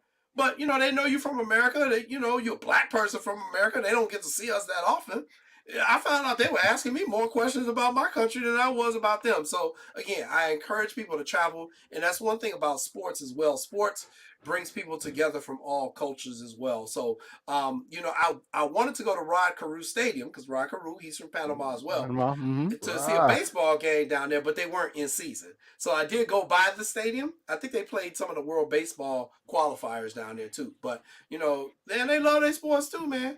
They love their sports, and they crazy about soccer. And I was in the bar, I was like, I hate this sport, but I'm with y'all. When in Rome, do as the Romans. How the Rockaroo Stadium look, Jay, from the outside stuff? It looked nice because they were rehabbing it because the World Baseball Classic was coming up. So they were sprucing it up and making it look really pretty. That thing was huge, though. I remember that was freaking huge. It seat about 45,000. Oh, I'm like, dang. Yeah, it's like a regular ballpark. They call it what do they call it? The Parque Nacional? Because it's the national park. It's considered like the national stadium. So they took care of it.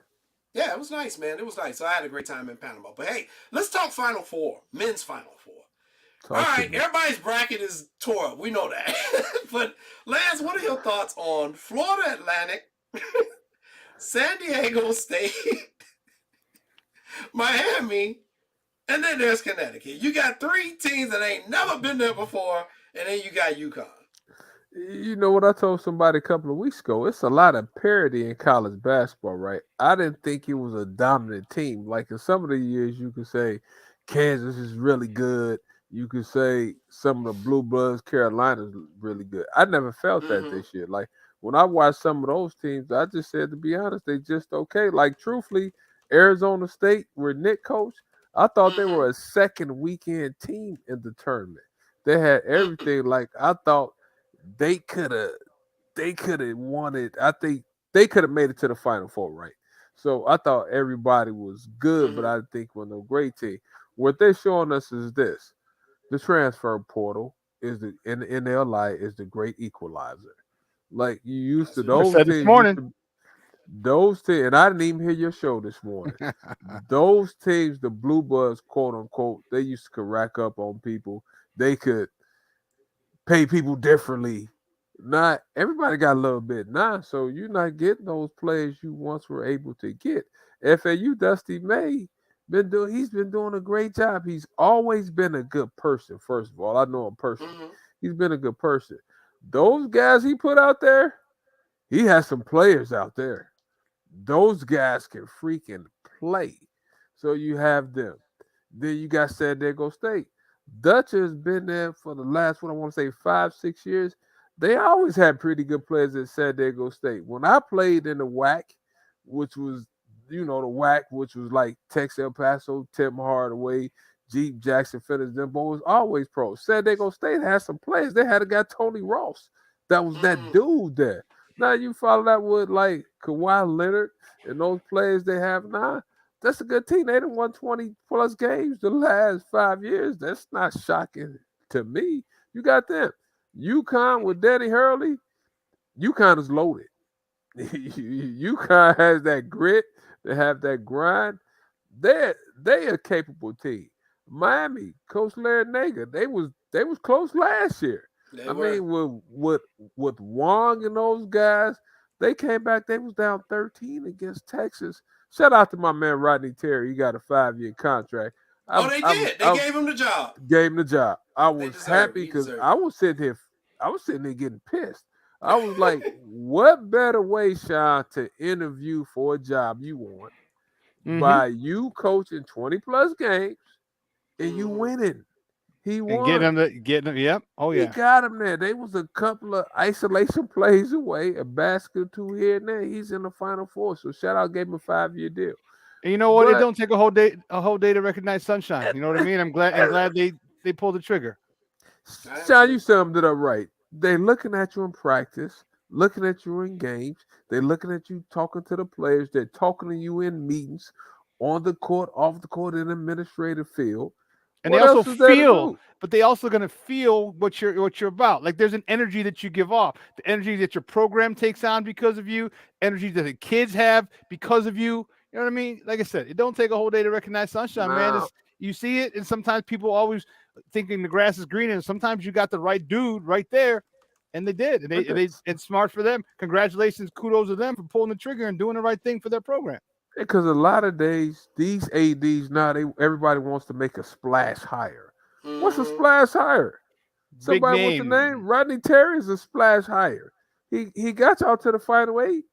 That's a I splash agree. hire. It's not like Texas consistently has been going to the Final Eight, if we're being honest. They hadn't. That's a splash hire. But I think anybody could win it. But if I'm picking a team, I got to go with UConn to win it all. I can't have Nick calling me and Bobby. If I see Bobby saying, Nick, you didn't go for the family team, I'm going with UConn. Well, you know what? And that was your second pick when we asked you to pick. Remember, you had said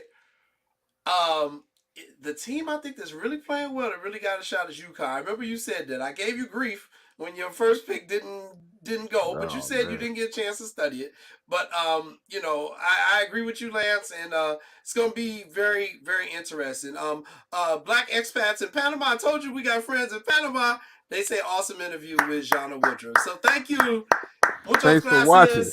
Thank you all in Panama. I will see you all coming up in Julio. I'll be down there in Julio more than likely. So time out. I got a problem though. You do all this traveling. hurry You up, haven't man. We invited got your Nene cousin. You coming haven't up. invited your cousin on the trip yet. Wait a minute. What are you doing during the summer? I don't even know. I can't believe you even said that. I could take off. From time to Yeah, time, right. man. You in travel They have basketball basketball in season. You ain't Panama. got no time. They have basketball in Panama. You know I what? can Then find that's a what you need clinic. to do. Set up I a That's need to trip. find a clinic. Set Yeah, up a Don't exactly. say trip, that. a clinic, Man, there you go. Great Bring point. some Don't of your say that, AU Sean. people down. Next thing I know, Kenwood will have a bunch of players from Panama on it. Smart business. They part of the exchange program. That's what Smart it business. is. You know Hey, our we gotta principal, take- Karen Calloway. Go ahead, cuz. I'm not fooling with We you. gotta take a commercial break because I got Lene in the background. I want to find out what's going on. So we're gonna take a quick commercial break, and then we are coming back with Lene Harper. We gotta talk to her about something too before we bring her on too. Lene Harper coming up next.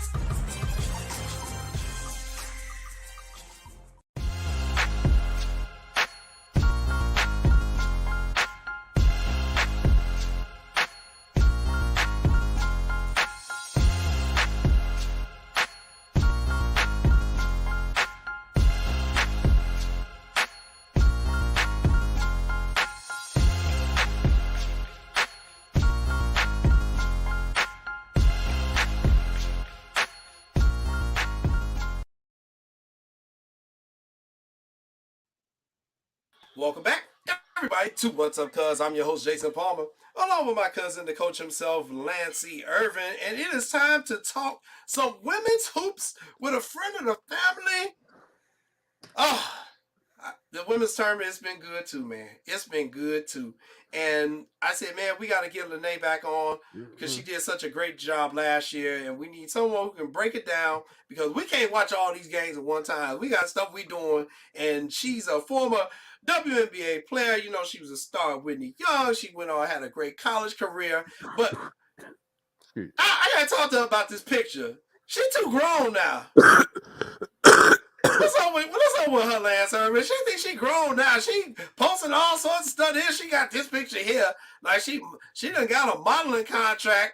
And then she late coming on our show talking about her agent called her tonight. I want to know if this is a modeling agent or a basketball agent, Lance Irvin. What you think? See, they trying to get to that bag. It's several ways. See, they know if you want to be rich, you got to be multifaceted. You got to have different way to get into that bag. Like, Nate ain't throwing camps and clinics. She's modeling. She's playing. Matter of fact, I owe her some numbers. Don't curse me out when you come on. I'm sorry.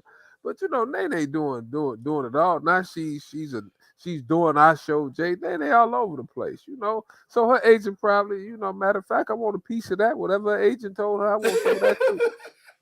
Well, let's go ahead and bring on Nene. Thanks for telling your agent you had to go and coming on our show.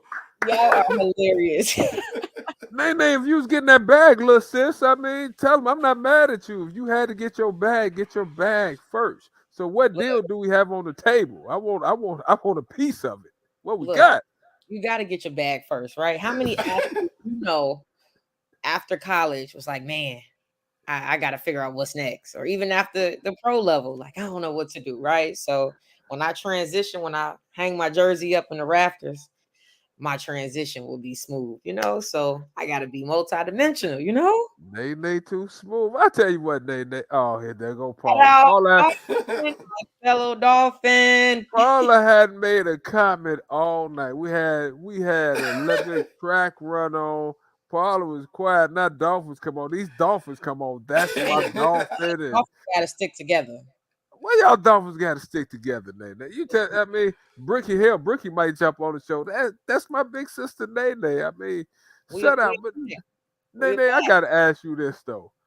How many business ventures do you have? You do a lot of stuff. I got to ask you. First of all, Paula couldn't get in Julian. That's why she went to Whitney Young. That's why she went to Whitney Young. I'm just gonna be honest. This woman. I'm just gonna be honest. She couldn't get Whitney Young. I want to be a Jaguar. She wanted to be a Dolphin. She wanted to be a Jaguar. To be honest, like I said, she just no. Whatever. I'm gonna leave that alone. I had a mic. She don't have a mic. I can say what I want to say. How many businesses do you have, Nene? Oh man. So I have my nonprofit, which is That Harper Kid. So I work with the youth. For from time to time. And then I just launched my sports consulting business, which is called Harper's Haven. So I'm really a fan of like building curriculums, helping athletes develop. I think there is a lack of skill development as far as on the court, the fundamentals. We are lacking tremendously. So trying to bring that back to the city, helping coaches be more knowledgeable. You know, you have a lot of young coaches that want to coach and they think that they have all the tools, but it's not as easy being a coach, right? It's just as hard as being an athlete as it is to be a coach. So I just really want to help programs, you know, from behind the scenes. I don't want to coach. I don't want to do none of that stuff. You know, I asked you before. I said, Nene, why don't you coach? And you was like, no, I'm not. I don't want to do it like that. I was like, shit, like, these kids bad as hell, Lance. What you talking about? Man, the kids, and you got to deal with the parents, you know, and then it's just too much, you know. That is so, coaching. Nene, I got to ask you this before we talk about tournament. So, what about modeling? Because Jason put the modeling pictures up there, and I'm like, Nene getting that bag. I mean, what's up with the modeling? Yeah, so what's up with this? What's up with this, Nene? We need some answers on these pictures now. That was when I was playing with the Sky, and Under Armour wanted to do a photo shoot with me. And so that was like my first major photo shoot, and I enjoyed it. Like, absolutely. So you never know. You might see me again, you know, modeling, you know. You might as well. Might as well. You know. She getting her Sydney Carter on, Lance Irvin. But I'm not mad at him. I mean, hey, Nene, do everything you can do now, and that's where you have, like I said, you got your hands in some of everything. That's how you become a rich person. But let me talk about another way you became rich. You become rich too. Let's talk about this women's tournament. You know, I got to start off asking you this. South Carolina, everybody's pick. Will they win it all? Not can they, will they win it all? I'm just watching the game. They up by, I think, 11 going into the fourth quarter. Will they win it all? Man, you know, that's a really good question. For me personally, I think that they can win it all. I think they have all the tools.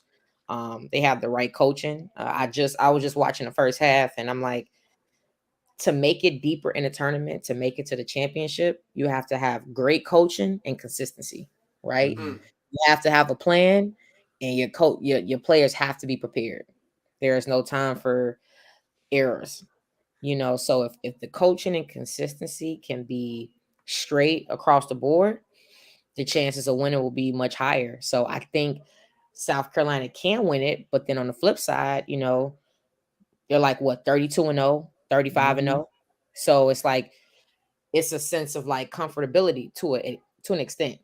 It's like we've been winning, you know, we can't just relax, but it only takes one team, you know, 40 minutes to crack that, you know, and with the tournament, there's no second chances. So, I mean, we'll only have to see. They got a few games left. So, you know, like when I used to, when Nick and I was over there in the state tournament, and Io got hurt, and Rodell Davis was over there with us, and you just said something about coaching.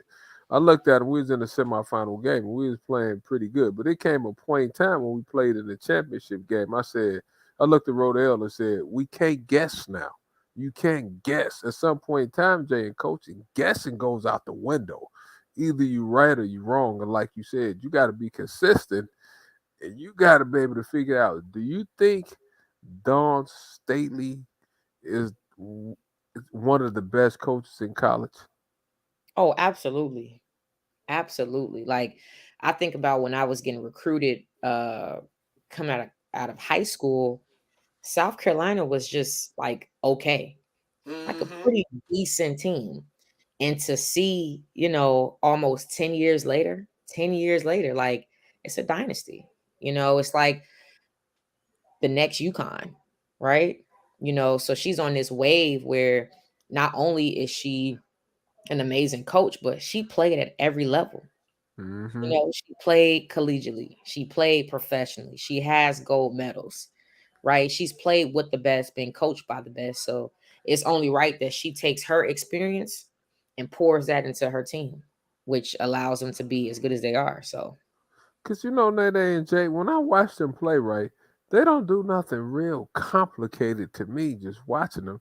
She's like she just puts them in the right spots and let them play, and everybody know their roles and stuff like that. I mean, what you think, Nene? You think they stuff is simple? She puts them in a spot and lets them play. Like this coaching into that too, though. But I don't think she overcoaches her teams, though.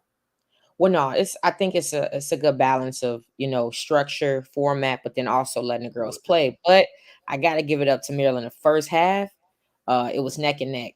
Was it? They were trading baskets, and then it got to a point where South Carolina went up maybe 6 points, maybe 4 to 6 points. Maryland put the Jets on, and they pressed full court 1-2-2, and South Carolina struggled.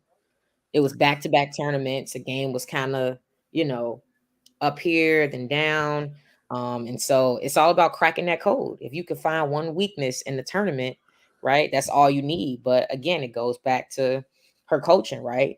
Your ability to adjust, your ability to make quick decisions, right, under pressure. So that's what Don Staley is. So, cousin Jason came out with a picture of Kim Mulkey, and the outfit that she had on the other day. Can you help her name? Please tell me you can help her name. What the hell is this? What is this, Nene? Because you like fashion. What is this? Man, I was on Twitter and somebody made a joke about what she had on, and I wish I could remember it because it was hilarious. But I don't know. Fashion is different now. When I was younger, and I don't even know how it was when y'all was playing, but my basketball shorts was to my mid calf. Right. I had no show socks with the bubble Reeboks, and my jersey was like a jersey dress. We didn't have to tuck our jerseys in, right? I don't even know how I was going in between the legs. It's like, and I was 5'6". My uniform was a 3X, and I'm wearing Michael T. Whites. So now they got the fitted uniforms, with the sleeves and the good socks. And, I'm just, it's a new wave. So let me ask you about LSU. Have you had opportunity to watch LSU play any? I did. I watched LSU play Miami yesterday. What's your shout out to Destiny Harden again? She watched the game where couldn't nobody shoot. What's your thoughts on LSU, Nene? Are they South Carolina's biggest competition? Then I'm gonna get to your former school after this because I know they're playing in a little while. What's up LSU? Angel Reese and Alexis Morris. They might. I mean, what you think? Know what? I think they are really, really good players. I mean, talented, right? I mean, Angel's double every night. I mean, she's killing it. Alexis is killing it. But I think the one thing that they might lack versus a team like South Carolina, where you have Aaliyah Boston, you have Zaya Cook, you have, those other players. The thin line between that is being poised, right? It's like when it comes down to it's a minute left in the game, right? You got to be focused. And I think the LSU players are a little bit more flashy, in the heat of the moment, right? So it's a maybe 45. It's about 45 seconds left. Yesterday they're playing Miami, and they take a marker and they're drawing a ring on Angel Reese's finger, right? And they got the cameras on, and that's cool and all. It's funny, but like y'all ain't win it yet, right? Y'all ain't won. Y'all ain't won yet. So it just wasn't me. I was like, what is this? Yeah, it's just it's tough. It's tough, but I think Kim Mulkey is an amazing coach. From her to go from Baylor, Final Fours, championships, to go to a team LSU, where she's building that dynasty out. So and shout out to Nikki Fargas. She was the coach before Kim Mulkey, right? An amazing coach. Now she's the president of the Aces. She's doing an amazing job, but it's just all about timing, right? And Kim Mulkey into the era where she's killing it. I tell people that it's about timing, but I have to ask you about your former school, The Ohio State University. Will that press travel? Will that press get them to the Final Four? Because they play a tough team tonight now. Man, one thing about Ohio State this entire season, they've been very cohesive. They've been Okay. together. And if you can be together with your team, it don't matter if you're playing a team that's bigger than you, better than you. But if you make good plays at the right time, consistently with good coaching. So look, I want Ohio State to make it all the way. If Ohio State wins tonight, I'm booking my ticket and I'm going to the Final Four. So you're gonna be behind Kevin McCarthy. So you're gonna be behind the bench. So you saying they beat Virginia Tech tonight? Is that what you're telling me? I'm going to the Final Four. I'm just putting it out there. Oh, so you're gonna be in Dallas. I'm going to Dallas. So you telling me they're gonna press their way into the Final Four? They'll press their way. Yep. They get into the Final Four. And I'm gonna be right there watching. What's the young lady name, Jay? I can't think of her name. Number 32, the freshman. She is cold. I can't think of her name off the top, but I remember I've been saying the name for a couple of days. From Ohio State? Yeah, from Ohio State. She's really good. The freshman. Oh, She's with the hooping. braids. Yeah, she was hooping. It's I can't good. think of her name. She's really good. She just So had they, what 23 and 10 yeah, or she something. was Jay. She was hooping. I think they got a good team, Jay. I like Ohio State. What you think about Iowa and Caitlin Clark? I Caitlin don't think they're Clark one is man just a show. Caitlin beast. Clark that's a walking triple double. Now I got one question. Go ahead. So Caitlin Clark is phenomenal, right? Like, I mean, she just had 41, 12, and 10, right? Mm-hmm. Very similar to like a Steph Curry type of game. She's pulling up from deep, 40 feet.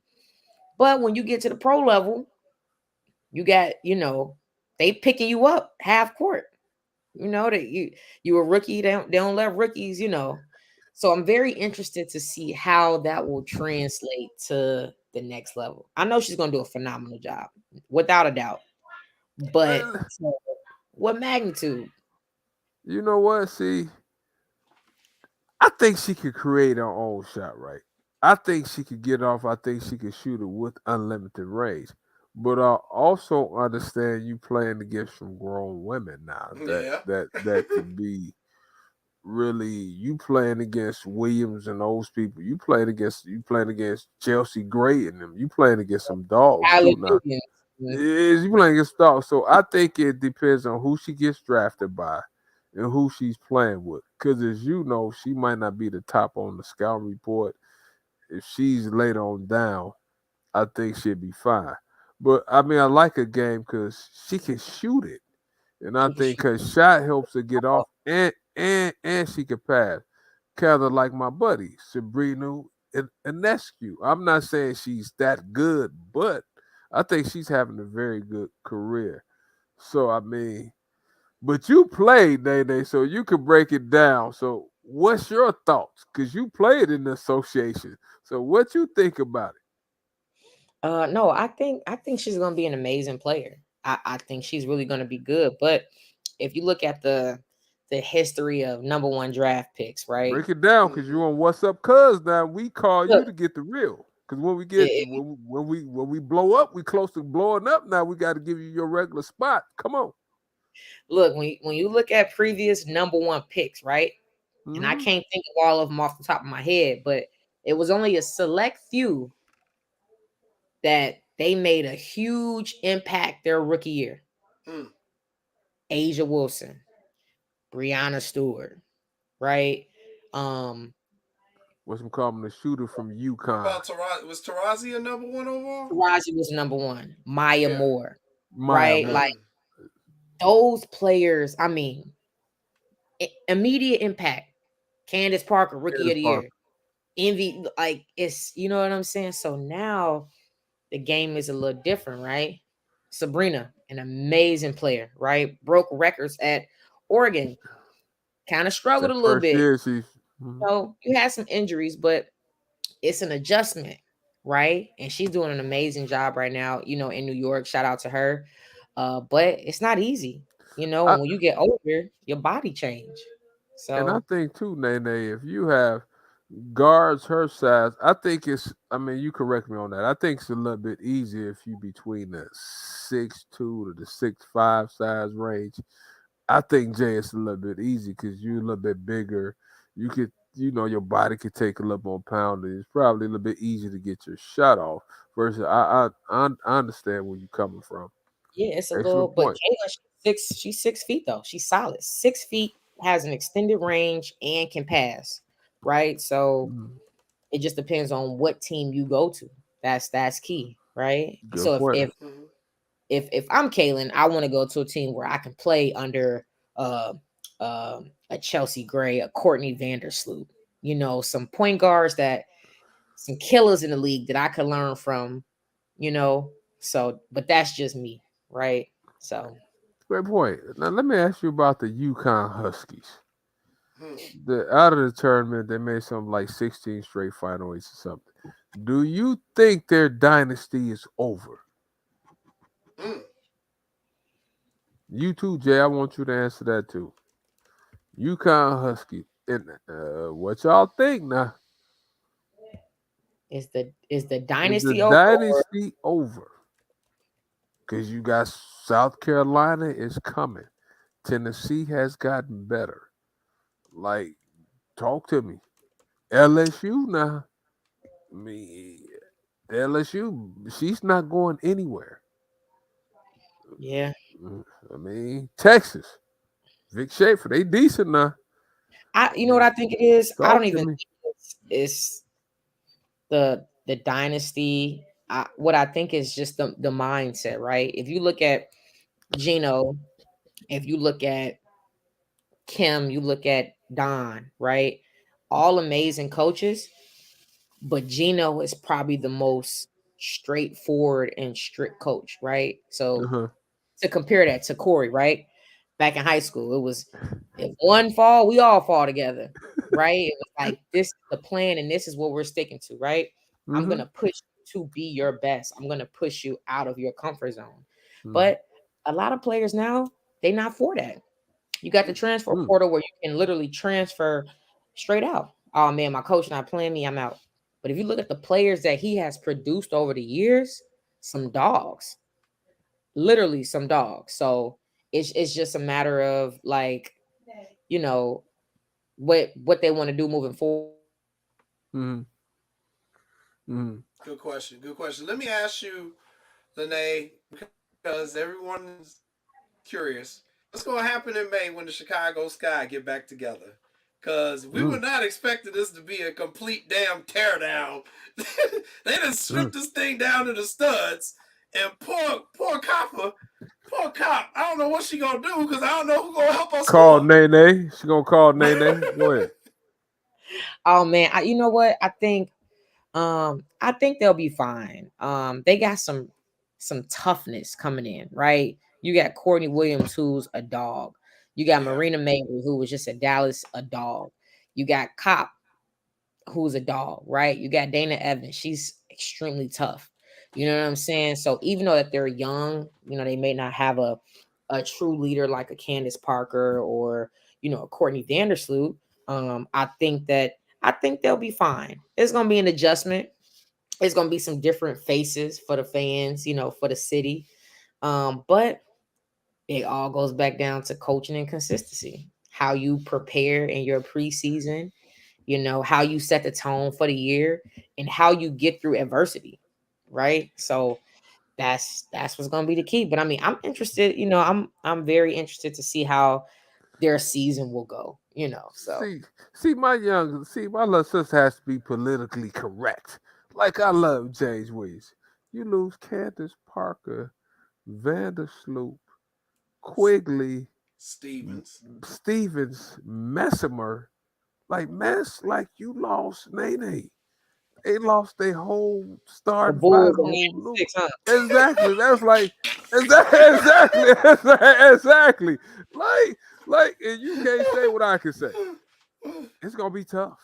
But you know a little bit more than me. They got toughness coming in. But when you lose what they lost, I'm Yeah, like this. I like Dana Evans. I thought they should have played Dana Evans I more in the said that. playoff series. I said that. When absolutely. they didn't match the speed, when they didn't use that 3-point shooting and the speed in that final game, I'm sitting there like, oh, they are tripping. Because They are. Vandersloot couldn't play D. She couldn't keep up with the She girl. couldn't keep up. Now I like Williams too, and hopefully it's not a total rebuild. I think James Wade is an excellent coach, but you and I know, like I don't know what veteran leadership I think we need a little bit more veteran leadership and some more size. Because I'm used to them having size. Like the Skies 4s and 5s was excellent passers. Like Mason Parker, they could pass that ball. So, with that being said, we'll see time and tell. Go ahead, cuz. Go ahead, Jason, while you rushing Nene. See, it's Nene fault. I ain't rushing Nene. Go ahead, Nene. Finish your comment, Nene. Because everybody, we got Sky fans, so we want to know. Yeah, we want to know. Will they make the playoffs? Well, I think they'll make the playoffs. Great answer. And no, I'm not just saying that because we on the camera, but I mean, it's a pattern of teams that never make the playoffs. Well, go ahead, break that down. Go ahead. It's just a pattern. Like it's the same thing with the NBA, same thing with the NFL. You have a group of teams that just cannot make it to the playoffs. It don't matter if you get the first pick. Look at the Bears. Okay, this year they gave up the first pick. They traded the first pick, which might have been good, but literally every year they get good picks. They get all this money. They sell out the stadiums. They can't make the playoffs. So sometimes it comes down to coaching and consistency. I think that's the two words of the night, right? So I think that's a great way to end the show. It comes down to coaching and consistency. So I think the Sky will make the playoffs. It just boils down to, can this new team be consistent under Wade's coaching to make it to the playoffs or beyond? You never know. See, that's why we gotta have Nene on the show more. I agree. Nene, thank you so much. We really appreciate you helping us break this down. Coaching and consistency. That's the word of the day. Coaching and consistency, and Nene is a model. Let's not forget that. Nene is now a model. That is part of the consistency deal here. Nene the model. Thank you so much, Nene. We appreciate you joining us. Lanny, please call me. Lanny, call me. I will call you in an hour. Gotcha. All right, sounds good. In an hour, Nene, I promise. See y'all. All right. All right. That is another episode of What's Up, Cuz. We are done. We have celebrated women in sports. Thank you so much to our guest, Jana Woodruff. Thank you to Lene Harper. For my producer, Sean Sierra. And my primo, that's cousin, Lance say Irvin. I'm Jason Palmer. We'll see you all. Not next week. No show. Final Four. National Championship. We'll see you the week after. Peace.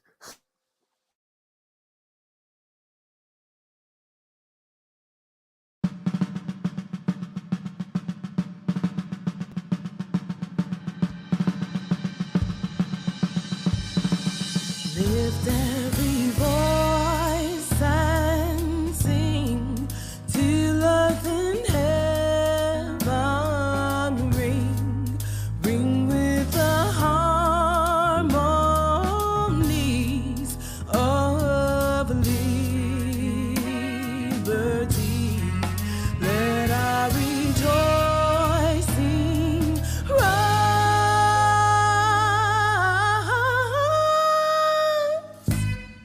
high as the listening skies. Let it resound loud as the rolling sea. Sing a song full of the faith that the dark past has taught us. Sing a song full of the hope that the